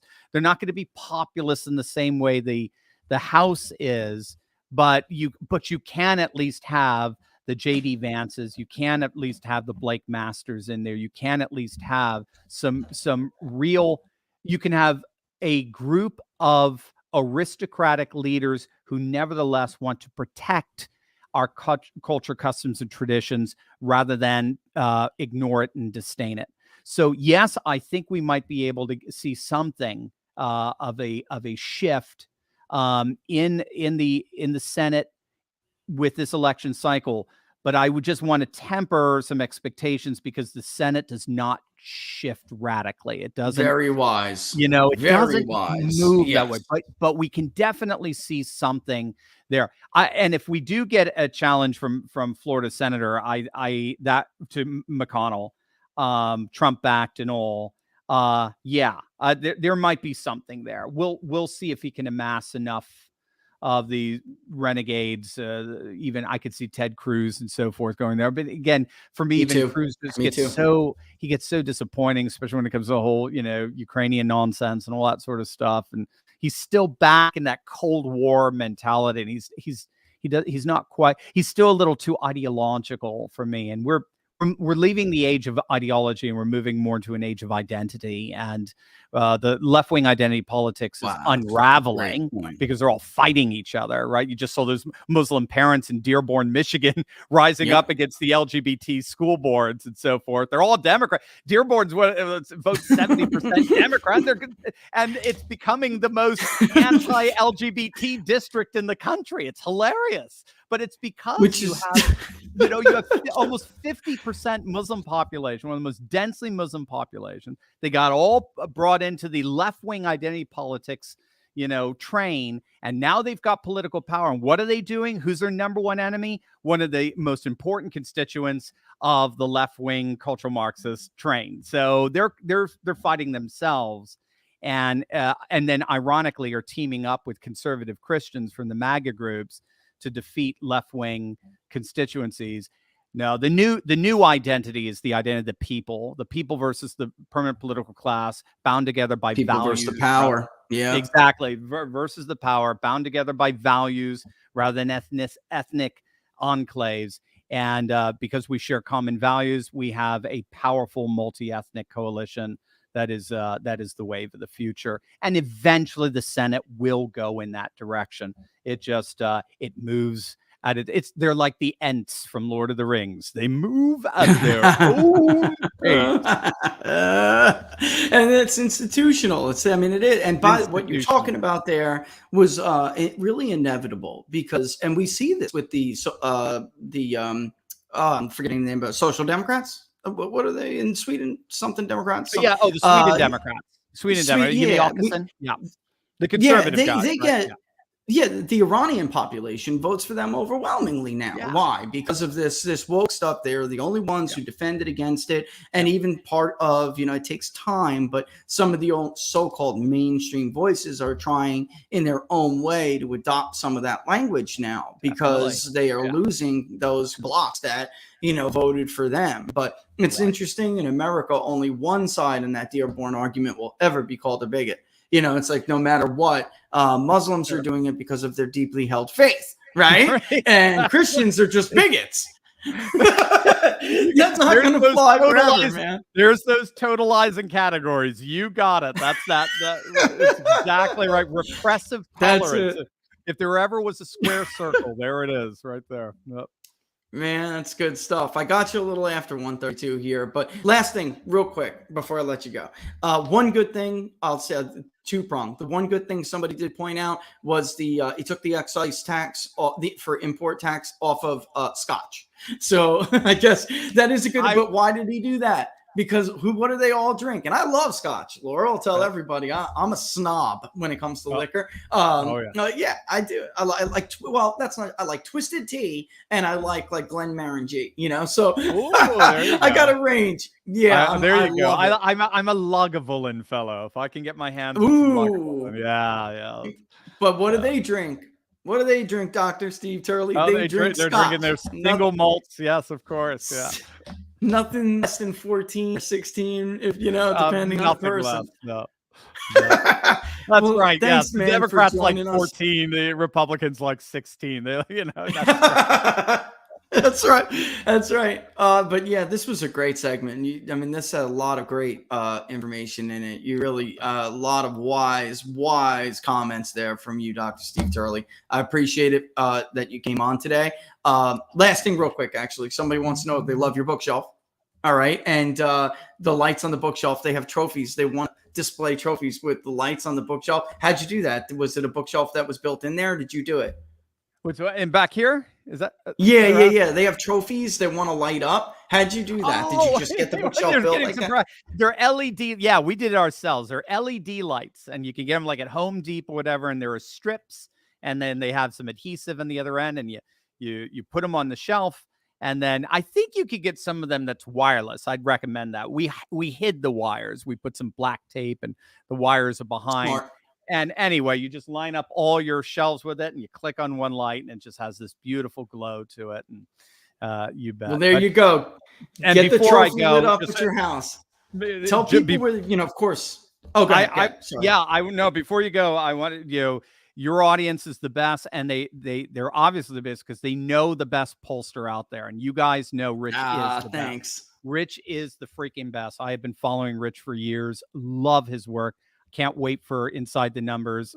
Half the time, I think whenever I'm doing a poll analysis video, I just steal it from Rich. And I just put in my own words.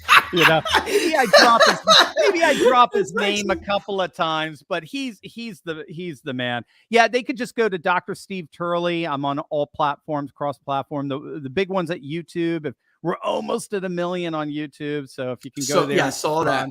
That would be awesome. And but you could go to our website, turleytalks.com. We've got podcasts, you name it, just the same old stuff. So love to have you guys over there as well. Yeah, help them get to that 1 million. I saw that. If you haven't subscribed to the YouTube channel already, go ahead and do so. And help them get there, because that's a milestone a few are able to claim. And congratulations on that. You're really close. That's awesome. But it shows the quality of your content. That's why you have that subscribers. I'm just like I said before, guys, if I know a lot of you watch, but if you haven't, go check it out, because you will not be disappointed. Entertaining, but also, as you can tell from this segment, incredibly informative. You got a lot of great analysis. You just helped dissect the hive mind that we talked about all the time, and it was fantastic. I thank you for it. You can come back and visit us. Oh, I'd love to, and vice versa. We'll have our collective scotches at our different locations. That would be wonderful. Amen. Sounds like a great time to me. All right, all the best, my friend. I'll talk to you soon. All right, God bless. Thank you. Bless you too. Have a great day. Oh, what a great segment. What a great segment, right? I know a lot of you guys love watching that show, but again, if you haven't checked out his videos, they're amazing. So go do so and subscribe. Help him get to that 1 million mark. All right. What he said there about the natural pushing, I want to reiterate that, because I think that was honest of him to do, which is why you'll love his stuff. The Senate is institutionalized like a House of Lords in England. If there was this just breaking of the levee, and let's say not only Masters, I think Masters can do it, but Baldock gets in. New Hampshire is extremely unpredictable, and Maggie Hassan is not popular. She has never really had this this great image in the Granite State. And you're looking at some of this polling, even in the legislative level, at the governor's level, at the legislative level, they're all voting Republican. You're telling me the voters of New Hampshire are going to give Democrats both New Hampshire 1 and 2, which I really don't think is going to happen. One of them is likely to fall. I've seen this I've seen it before. That one district goes back and forth every damn election cycle. But let's say they do. They're going to give them both New Hampshire 1 and 2 to Democrats, yet in the legislature, the state legislatures are going to be dominated by Republicans because the generic ballot for the state legislature is overwhelmingly Republican right now. You saw the poll from University of New Hampshire, which isn't one of the best, but they were very close to Ansem College. They're going to vote for Sununu overwhelmingly, and they're going to vote for Republicans in the state legislature overwhelmingly, yet somehow they're not going to vote for Baldock, and they're not going to vote for the Republican congressional candidates. That to me sounds like a stretch. So it is a possibility that Baldock outperforms. And by the way, that race is tightening. The last one I saw was about 4 points, and that's nothing in the state of New Hampshire. You could lose very easily with a 4-point lead. It's very independent. That's why. It's very independent, and turnout means everything. The independents lie when you poll them. They have long been notorious for this in New Hampshire. One of the biggest polling misses before the modern day polling misses was, in fact, in the state of New Hampshire. It was Gary Hart in the Democratic primary. That's an interesting test case. But in any event, it's always been like this. Sanders was supposed to win by 25 points. He barely won in 2020. There can be huge misses. Hillary Clinton in University of New Hampshire poll had a 13-point lead. Like I said before, she eked it out by a few hundred votes. I mean, it's nothing. Or whatever, couple thousand it was at the end of the day. 2,000, I think. So yeah, if the levee breaks and all of these populists get in there and all these MAGA people get in there, it's still institutionally these senators, and this is why they are trying to sabotage people like Vance and Masters and Baldock, and now probably too Walker even, but they know they have to fight for Georgia. This is why. They do think they're better than everybody. There has always been a healthy competition between the House and the Senate. What's the word I'm looking for? It is like a competition's rivalry. It's a rivalry. There's been a healthy rivalry. The House prides itself on being the more the chamber, the House, that's more closer to the American people, and as a result, passions fly higher there. The Senate has always saw itself as the most deliberative body in the world. All right, remember that expression? And they are filled with elitists, and they think that they're smarter and more deliberative than everybody else. So they calmly talk about these things. What that usually means for the American public is you get screwed over. Right. So the passions from the House pass these bills that there are groundswell support for, grassroots support for. Then they make it to the Senate, and K Street has its say. That's the truth. And K Street doesn't want these people. It doesn't matter whether Republicans control it or Democrats control it. It matters who in the party is elected.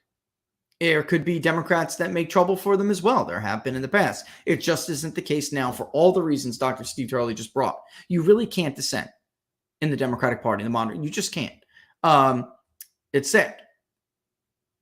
But in the Republican Party, there is a resurgence. There's a reawakening of this, closeness to the people, this nationalism, this populism, and they are trying to fight the establishment. I think he was dead on when he said it really isn't about ethnicity anymore. I think this started under Donald Trump, but now it really is continued to exacerbate. They are losing. It depends how much they'll lose, but every year they're going to give a little bit more ground as long as the grassroots doesn't give up. They will continue to chip away at them. The Sweden Democrats are a perfect example. All right. They did it. They were fringe for a long time, and they just kept chipping and chipping and chipping and chipping. And now all of the other parties are trying to emulate them. All right. All right. Let's do one more quick break and then take a look at our questionnaire and some of your questions. All right.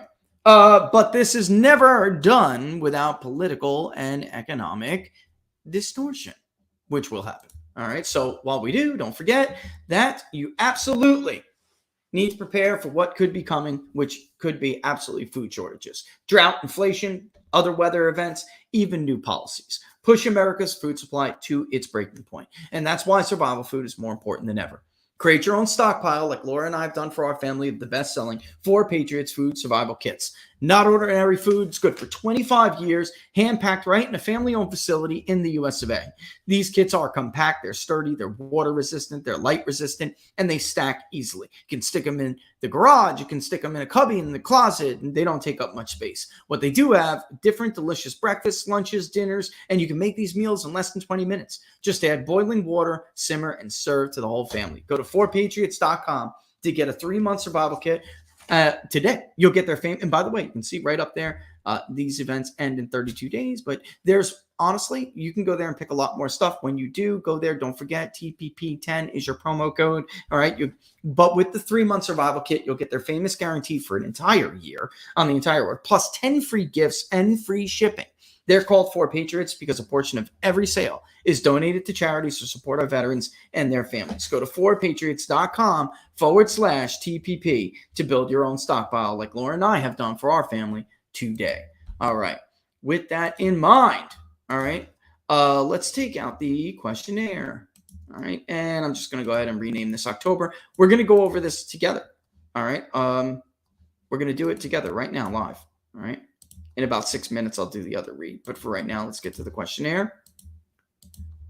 I copied the questionnaire from the old one, so we're going to go through it. You see there is a registered voter screen. No, you don't see anything because I haven't added it to the screen. Okay. We have our registered voter screen. Well, let's call this one the P2P. This will be that mode. Okay. We'll call it P2P. It's a phone. I'm saying it's phone mode. All right, so registered voter, the likely voter screen. You will see a lot less people here. Oops, I don't want to go to the library. Some of these are predefined questions we use over and over again, so I just put it in a question bank so I don't have to retype everything. All right, so think about the midterm elections in 2022. How likely are you to vote? Yes, I will. This question will expire. That's why I'll archive it so the library is not bogged down, right? Certain to vote obviously is going to go in there. Likely to vote, meaning the odds are greater than 50-50. Unlikely to vote, meaning the odds are greater than 0, but less than 50-50. Certain not to vote. If they are certain not to vote, they will automatically be removed. Goodbye. If they say either certain, likely, or unlikely, and that unlikely category will be almost nothing now, okay? You will see it will tighten. The screen will tighten. We'll ask about enthusiasm, all right? If you can see right here, here's the DQ action. So actually, I need to change these links as an online component, but it will just say, sorry, you don't qualify, and that'll be it. All right. The vote history questions, we always want to see if they match, especially if we have all of that vote history on the voter file. All right. And then we'll ask them, did you vote for Trump or Biden? I may not, you know what? I may honestly remove that. It's not totally necessary. It depends. If I keep the 2024 rematch, which I want to, then I most definitely will keep this because we want to see how many Biden voters are voting for Trump, how many Trump voters are voting for Biden. We'll want to see that. Direction of country, very important. We will keep that. We may not keep the registered voter economic confidence index. The only argument to keep it is that we have seen a relationship with negative perceptions and views in the confidence index and leads for the Republicans on the generic ballot. Okay. In time, it's not even the total level. If we have seen times where it ticked up, a little bit, the generic ballot lead tends to tighten. If it dramatically decreased, then Republicans typically widened. That's been going on for over a year now. All right. So that's the argument to keep it. All right, let's move on.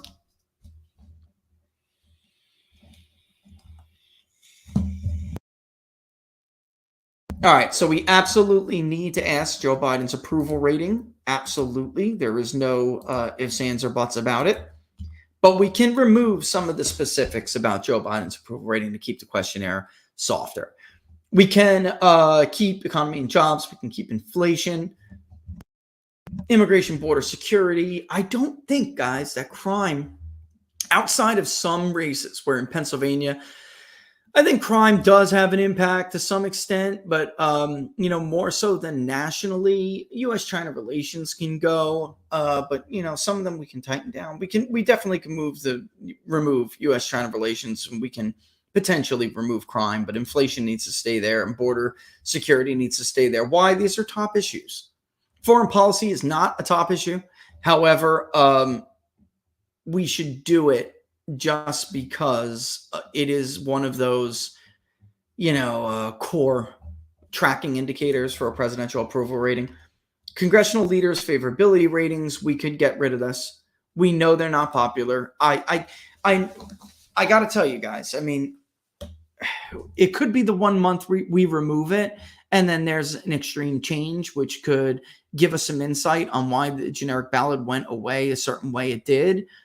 But it is much more likely that it's just going to be rather consistent, okay? But we can, I don't know. I'll debate it. But right now I'm leaning towards getting rid of it. This is the generic ballot, of course. You don't need to lean a generic ballot. I mean, actually, maybe we will. It's October 14th. Yeah, let's add a lean. Hold on.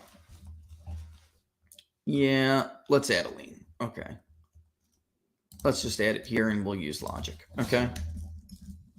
Though undecided, for which party candidate are you leaning towards voting in your congressional district? It's time to lean. Typically, you don't have to, but it would be good. And by the way, you will see answers are randomized, so don't give me crap about who we are leaning towards, okay? I mean, who we put up, like it's some kind of bias. It's randomized. It will be randomized. You will see it. Someone else. Undecided. All right. We've made that. All right. Logic. Only show this question if the previous question, which is this one, is undecided. All right. So you understand what's going on there? If they say undecided, that's going to happen. Let's go to validation and layout. We're going to randomize. Okay. We'll save the question and we will just simply take this one and we will make this a fixed position. We will take this one, third parties as well, and we will make this a fixed position. What am I doing here? These two will be randomized. Republican and Democrat will be randomized and undecided thirds will be fixed. All right, because it says answer options are randomized. If you don't fix them, then they'll all be randomized and people could get undecided first or third or whatever. We want to pretty much keep those in the same formatting as people go to the next question. All right, so same thing here with the presidential election. Who are you leaning towards? And actually, we could get rid of the leans. We could just say Donald Trump, third party. Why? Because when I process the data, I get rid of the word leaning. People know what we mean by the question, so I meant to do this a couple of months ago. Third party candidate. That's it. Okay. All right. So we don't need to ask about Kamala Harris. We're going to remove this. We're going to remove all of these. Gavin Newsom didn't poll worth a crap. You guys remember? He got blown away. All right. There was huge chunks of his base, minority Democrats who were like, I'm voting for Gavin Newsom. So we are going to keep that. Let me just count 1, 2, 3, 4, 5, 6, 7, 8, 9, 10, 11, 12. Perfect. Foreign policy, national security is back on there. Abortion is on there. Again, we added abortion later. It doesn't matter because it will be randomized except for other. Notice that on other, it is fixed. Okay. Whereas on layout, the answers are randomized. All right. So that tells the software to randomize those choices. Doesn't matter what order I put them in. I'm not trying to give abortion a disadvantage. I simply added abortion later because it became an issue later. Okay. Meanwhile, these are core. If they bring up inflation, we will ask them specifically all of the CPI indicators. Which one is most concerns you, specifically regarding cost of living and inflation? Which would you say most concerns you? You may have noticed last month, we talked about this in great detail. Food and groceries has once again overtaken gas and fuel. It will be interesting to see, especially after seeing the CPI that we went over earlier in the show that was reported yesterday for the prior month, where people are right now.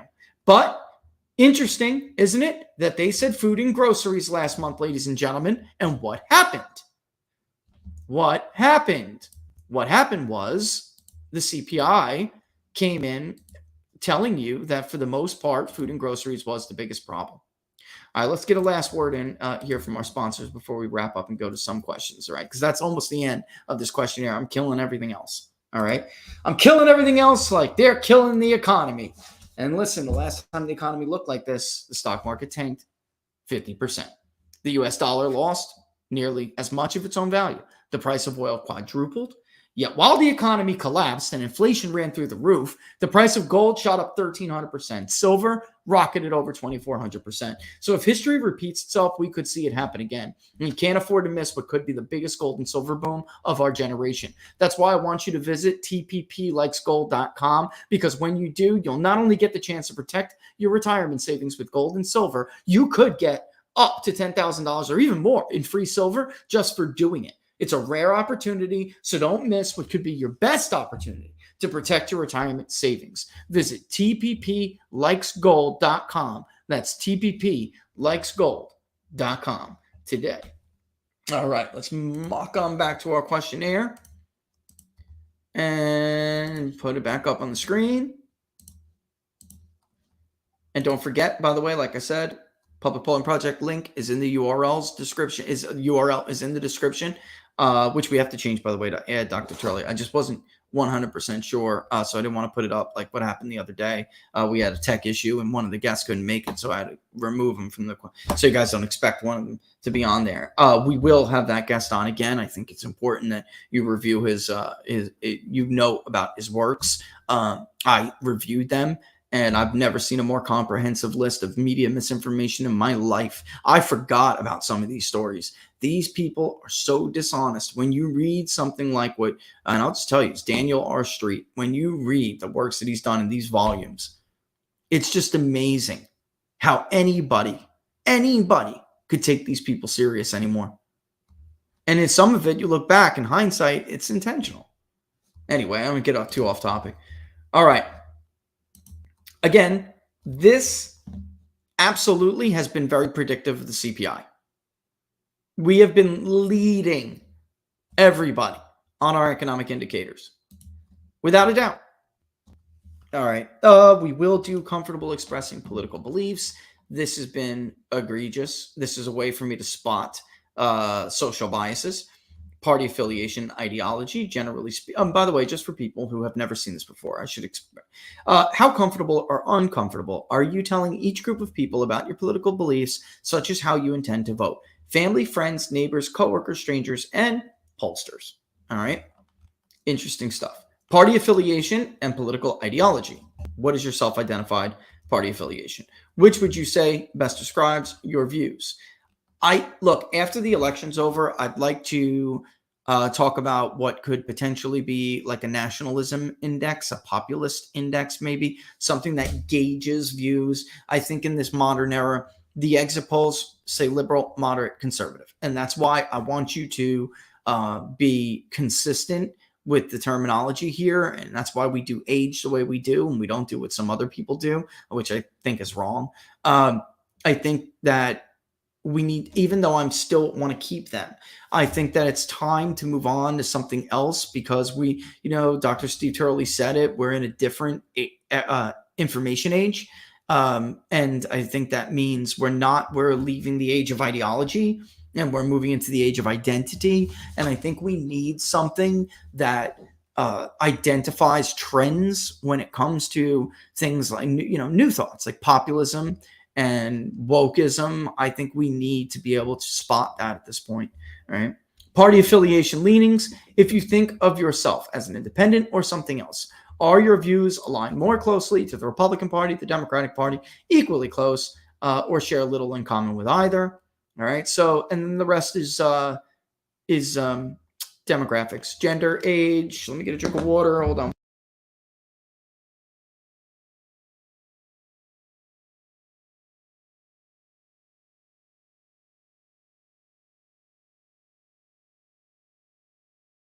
All right.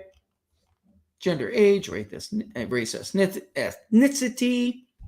This is specific for white. What is your national origin? And as Robert Barnes put out the other day, that English component is more liberal. You know, if you call yourself an English, it used to be, that was the heart of the Republican Party during one era, the WASP, right? Think about it, the white Anglo-Saxon Protestant WASP.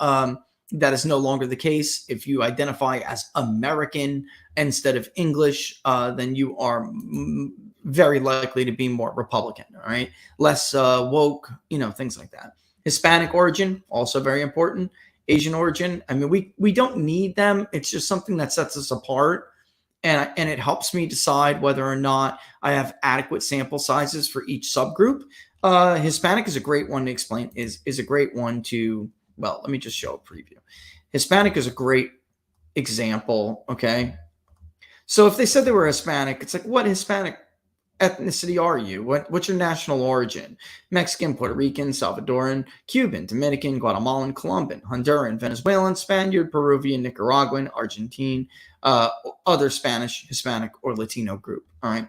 It helps me determine whether or not, for instance, a lot of media university polls have no problem reaching Puerto Ricans, who actually tend to be sometimes more educated, especially if you get them by live caller, whereas they'll miss the hell out of working class Mexicans. If they do that, then their Hispanic sample is going to be more liberal. Okay. How did we do what we did in Virginia? Very small sample, 4% of the electorate, if they're, you know, on a good day. Subgroups. In a state like Florida, it can matter a lot. All right. And nationally, it can matter quite a bit. Employment demographics. We could, I mean, to trim some of this down, we could get rid of small business owner, but labor, household, income, are you private, public, both? You notice Rasmussen's doing this now? That's cool. By the way, the Rasmussen generic ballot went up to Republican +7. Education, not that far off from ABC, Washington Post, and CNN. So I don't know what the hell people are flipping out about. Anyway, that's the difference here. If it's more like us, R+3, you know, you're looking at it's a solid but modest majority.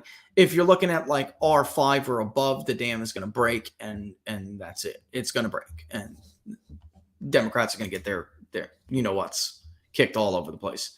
Yeah. So then I'm not commenting on other pollsters. I'm just saying like the difference between them. All right. But I would like to see more people who do include union to give a union specific or a union detail follow-up, because if you're packed with public sector unions and you're not representing enough private, you know, if you see it, I wouldn't suggest waiting for it. I'm just saying that if you see something that maybe looks like statistical noise one month, it's a good way to see, well, yeah, okay, you only have like 5% private union. Education, right, which we'll break down and regroup. Pre-high, this is what I was saying the other day on Wednesday. They never give you the full story on education, right? Well, if you're more educated, you're more likely to be a Democrat. Thus, Democrats are smarter. All right, okay. Pre-high or secondary school is a Democratic voting group, all right? Once you get to high school or GED equivalent, it turns Republican, as does some college associates. The bachelor's degree undergrad is now becoming close, which will determine how big Republican gains are in the House. All right. Post-grad, graduate, even if it tightens, it's a smaller group than the other groups. Democrats probably will still do fantastic with them. I don't expect that they'll tighten that much. If you see college degree and it's kind of tight, it's almost overwhelmingly coming from bachelor's degree or undergrad. Right. So these three groups here will decide the size of the Republican victory. I don't want to entertain this concept, this idea, this notion that Democrats are going to retain the House. That is not backed by history or legitimate public polling. All right. This is I'm not even trying to sow complacency on the Republican side. I'm just telling you that if history is any indicator of 100 years worth of voting, that is not going to happen. All right. Anyway, what is your marital status? Children, otherwise known as parental status. Whether you're in the military or you're active duty in the military or you're a U.S. veteran or you're not. Religion detail. Are you evangelical? Getting close to the end here. Do you live in an urban, suburban, or rural area, otherwise known as area or area type, and region. And that's it. That's all, guys. And like I said, I may slim it down. It is not Let's test it. Let's see what it generally. Too big. Something's got to go. All right. Maybe overall approval for Joe Biden. That will go. What else do we have here? Something's got to go. I'm telling you. And some of those add-on demographics. We'll talk. Oh, congressional leaders' favorabilities. Stuff of that. I mean, right now, I just want to be more predictive. The Registered Voter Economic Confidence Index, I almost feel like, we could miss something if I remove that. So if I had to choose, this has been congressional leaders' favorability ratings. That's 4 questions. That has been so consistent, guys, so consistent that I think we really need to junk it. And party affiliation leanings, we can get rid of that as well, because the truth is we already know how independents are leaning this cycle nationally for the most part. We already know. That's something that tells us whether or not we are catching a trend with independents. I think we already caught that trend. All right. So let's get to some of this.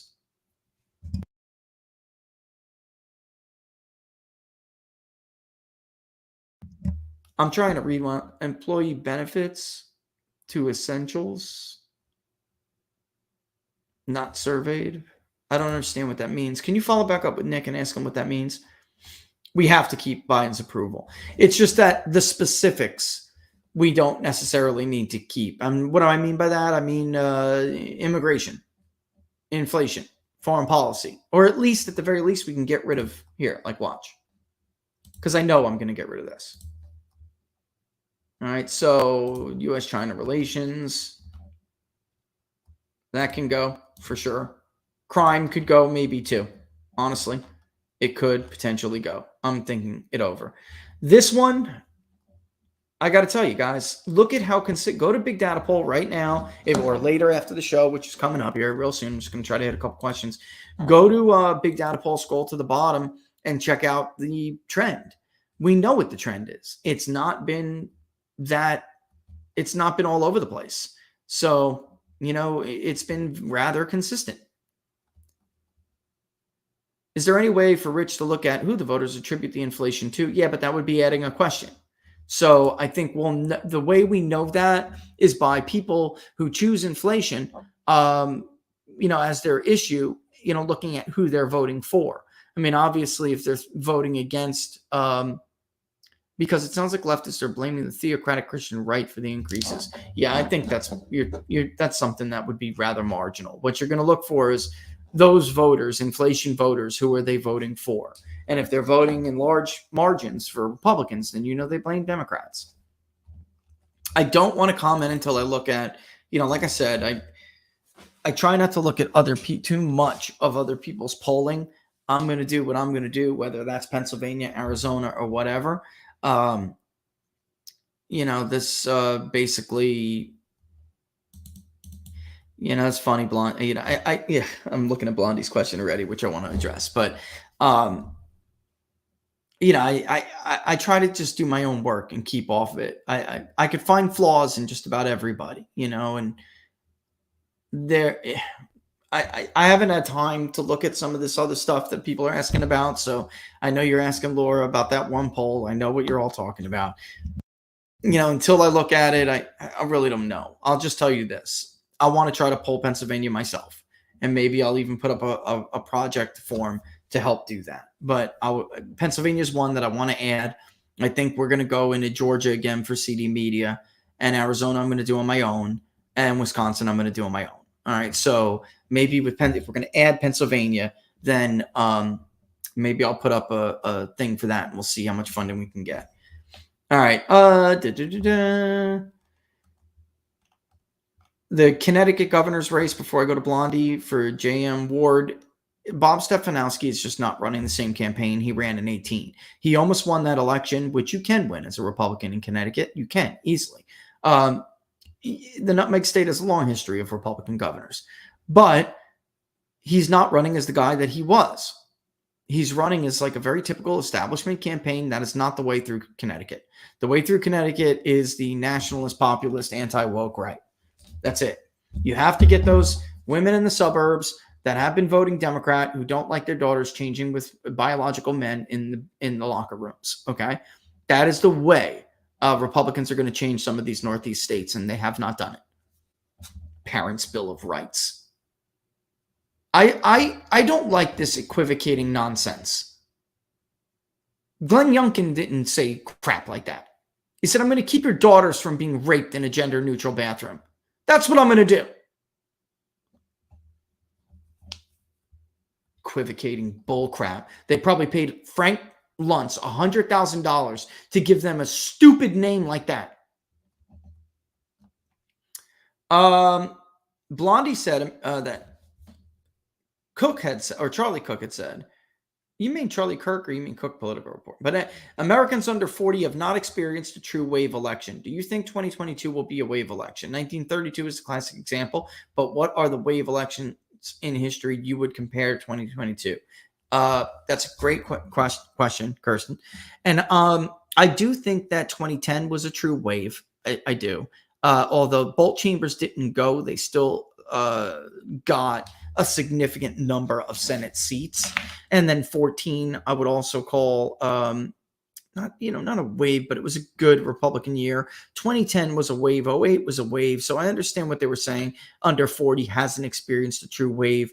16 was pretty darn good too. I mean, that was close because it's more than just the House and Senate. It's governorships, it's state legislatures.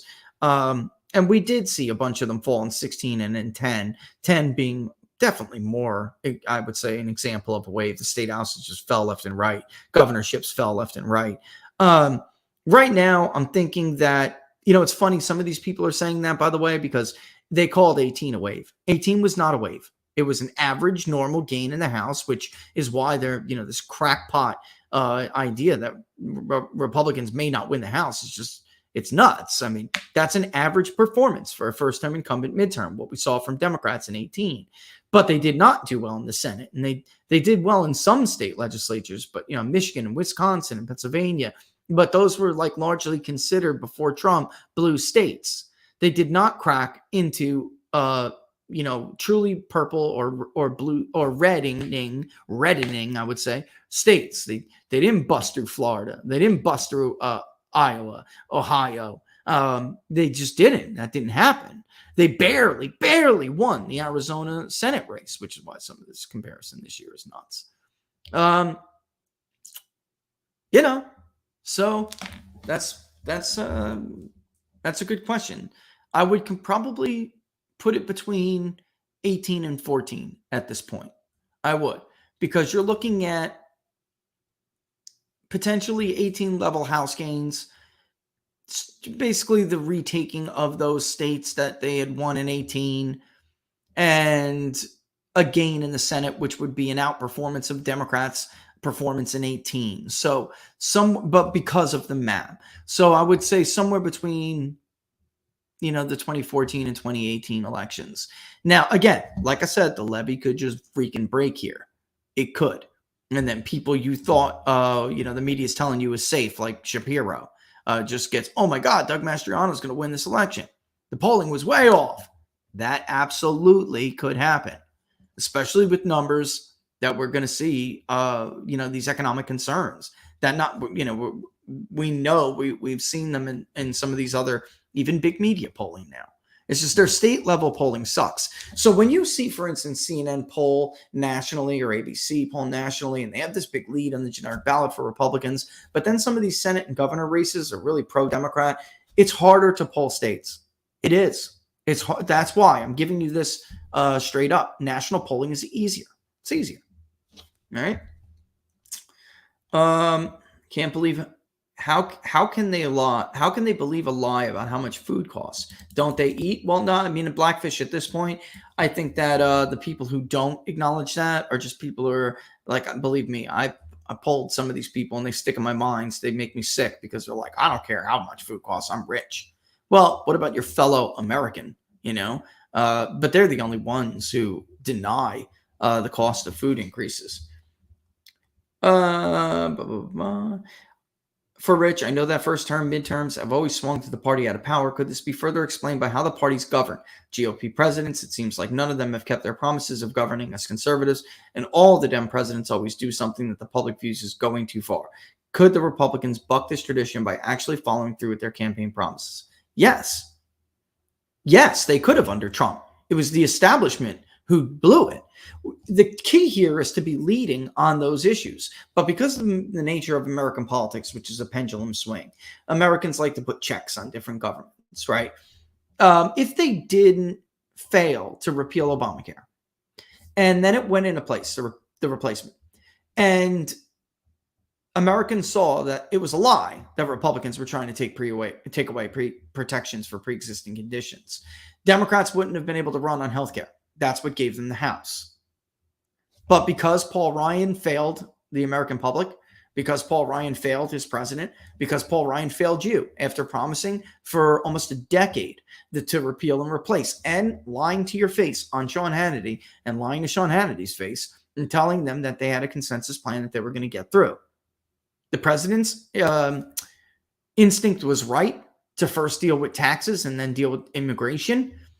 He was right. He thought healthcare was a third rail. He wanted to repeal and replace it because it was a campaign promise, but he didn't want to waste political capital on it. Trump was right. Paul Ryan, they were wrong. They went down there. Legislative, Mark Short, by the way, who's now one of the biggest traitors to Trump, paraded on in. They all convinced the president, we got to do healthcare first. It could have been a situation where the economy was doing really well and Republicans took their issue off the table. That is essentially what had happened after 9/11. Republicans, well, Al-Qaeda did it, but Republicans benefited from their issue being taken off the table. And Americans trusted Republicans to handle taxes more. They trusted Republicans to handle the economy more, regulations more. So immigration more, right? The only thing they didn't trust them on was healthcare. And the way John McCain, who was, most Republicans that lost their seats, Sessions, what's his name out in Minnesota, they all blame John McCain. All of them. I mean, I know he's the media darling, but they were all pissed off at John McCain, right? Because if that wouldn't have been the case, then we would have, that we may have seen a different election. Any chance that an alien pops out of Fetterman's neck at the debate with Oz and does a little dance like Spaceballs? Oh my God. Hello, my baby. Hello, my darling. Hello, my sunshine gal. Baby, my heart's on fire. I know exactly what you're talking about. It's funny you say that too, because I was up real early the other day. I don't sleep much during election seasons, you might have guessed. And Aliens was on. And as it came out of his stomach, he's eating spaghetti. All I could think about was Spaceballs, the diner. Hilarious. Yeah, I don't know my thoughts on Mark Levin. I don't know. Is there something specifically he brought up? I don't know. He's a textbook conservative. I mean, he's old right. He's not establishment though. He's not, an establishment hack. But him and Hannity aren't in touch with the new right. I wouldn't think it's fair to say that. Although I'll tell you right now, I think he's more principled than Hannity. I think he's smarter politically than or at least that part. It was not smart for Sean Hannity to run the audio of Joe Biden lamenting over his son addiction, not knowing what to do about him. So what? He enabled him. So do millions of other American fathers who have had to deal with addiction in their children. They don't know what to do. They don't know what to do. It's hard to watch someone you love suffer, even if you know what's best for them. Often these families have to go to counseling and NA and be taught what to do, not to enable, to give them those bottom lines and hold to those bottom lines. Then unfortunately, you have to watch your loved one as they hit rock bottom, and you have to hold your bottom lines as they hit rock bottom, and they hurt and they're in pain, and you don't, all you did was make Joe Biden look like a sympathetic father. It was a low blow. And sadly, it distracts away from what Tucker did a week before, which is run a very credible, very damning segment with his former business partner, who had verifiable proof that they committed fraud. Millions of dollars diverted away from the legit company. They committed fraud and set up a shell corp, another company, to divert that at least $5 of the $10 million to. They committed fraud. And that is what you should be focused on. That's what Americans would care about. They're not going to worry about a father in pain. So it was not the right move.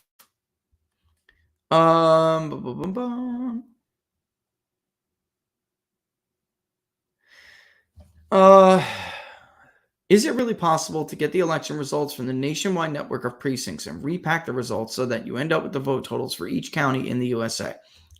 Nationally is a tough effort, but you start in the battleground area first. You start at whatever your local area, because eventually you want it to be national. And some places will be able to do it better than others. But I'll tell you right now, that's pretty much what Decision Desk did. It is. They just dispatch people to be able to gather them up like that. That's why they beat the AP. They're not doing it through the official chain. So, yeah. I don't think Masters is dropping, but it will take time. Just for Bill, on that question, it will just take time. You start where you can, you improve where you can. Virginia in 2021, they improved where they had watchers and observers and counters. They improved from like 24% of precincts to 95% of precincts in 2021. So in 1 year, they were able to basically put almost the entire Old Dominion down on lock, which is very impressive. So it's definitely not, it is a worthwhile strategy. That's a good question. Mark Ferraz, ask him why Masters is dropping. I don't think he's dropping. Was his assessment the Libertarian Party candidates' effect perhaps wrong? No, I just think they're wrong. I think they're polling people that are probably too metro, and they're not getting enough non-whites. And those people, they're telling pollsters they're going to vote for Mark Victor when they're not. Does it make any sense to you whatsoever that after a man says what he said on national television like that all of a sudden there was a big movement to him? Or could it be that they're just movement away from Kelly to Masters, but they don't want to say they're voting for Blake Masters? Is there any there's been third-party candidates in Arizona before. Is there a history in Arizona like there is in Florida and Pennsylvania and other places, Minnesota? Is there any history whatsoever of a Libertarian Party garnering that much of vote? I think that's a bit crazy. I just think it's nuts. I do. And we'll pull it again and we'll see. But the last of, let me see.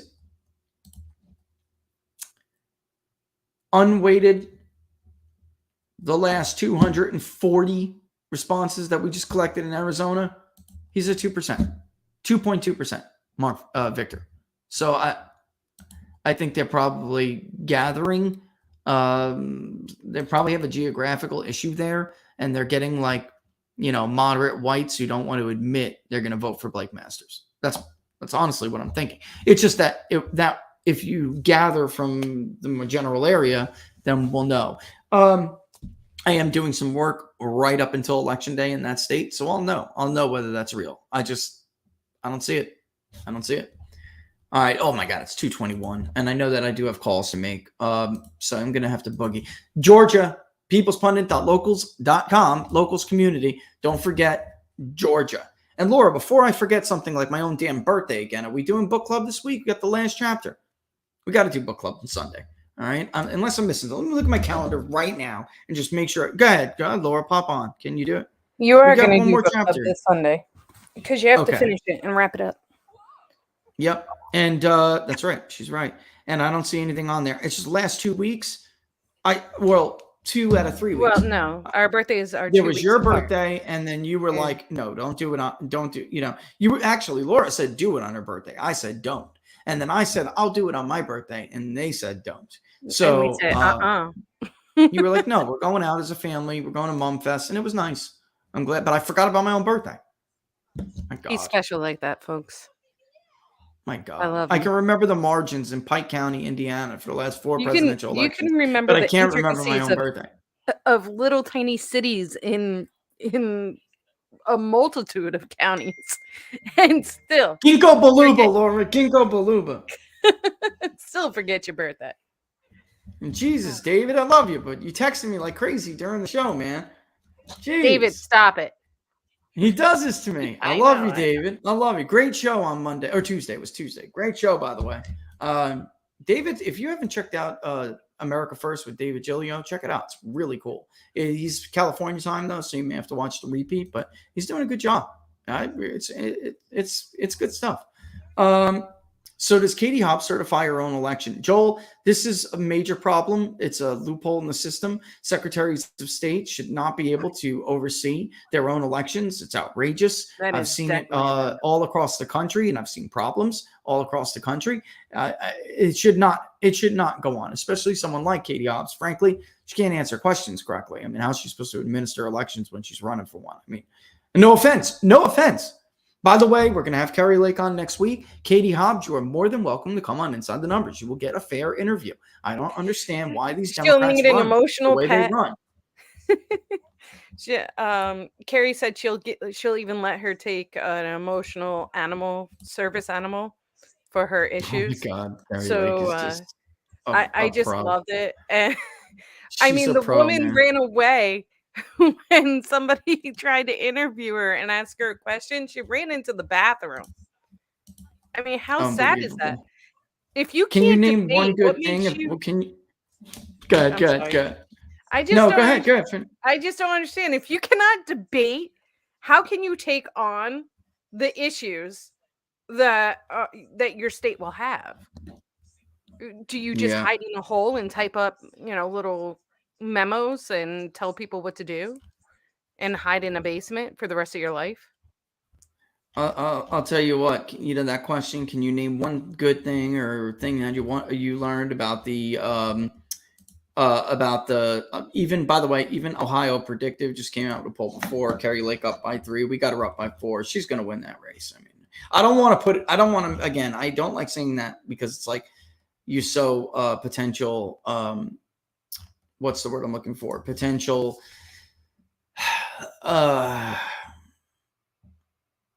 complacency, but I'm telling you, people go out and vote like she's losing. Yeah, we have her up by 4. Trafalgar's got her up by 4 or 5. Ohio Predictive's got her up by 3.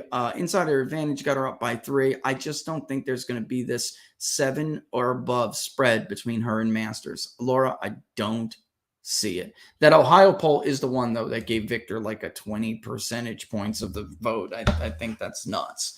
I just think it's nuts. But yeah, let's wrap this up. It's 2:25, and I know I got people waiting on me. In Arizona, we will have, like I said, polling to the end. I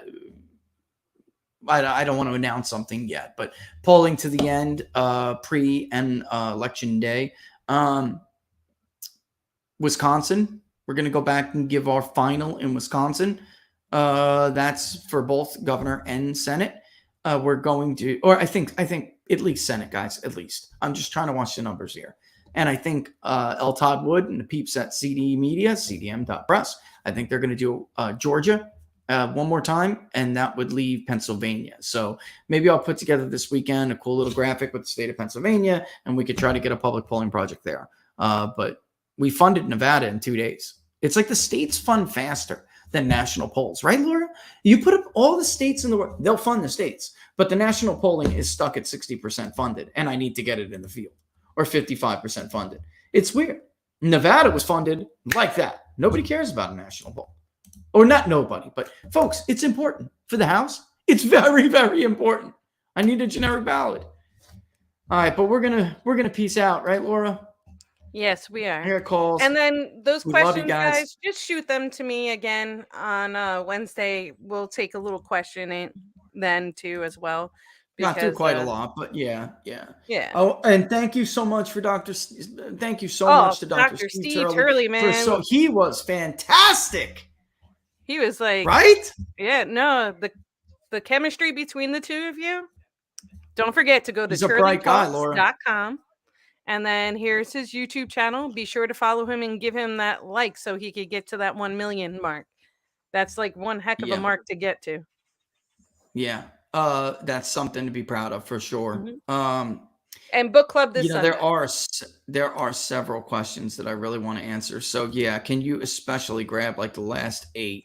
Everything past the Levin, I got the Levin. Oh no, and the Spaceballs one. The Levin one. So the you know what? I'll just copy them. The last 1, 2, 3, 4, 5. All right, those are good.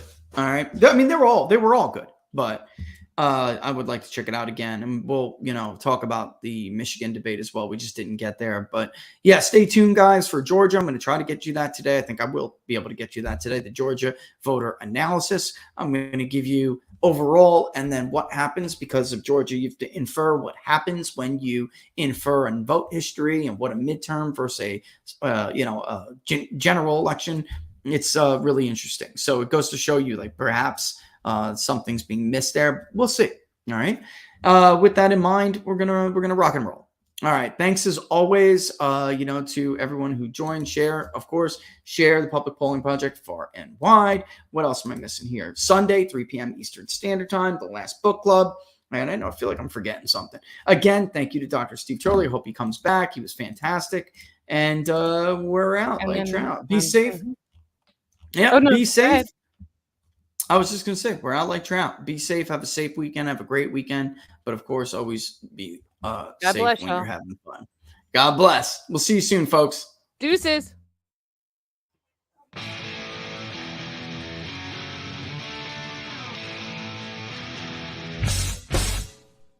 How much you want to bet that I can get you back inside your head before the summer ends and spread a little love.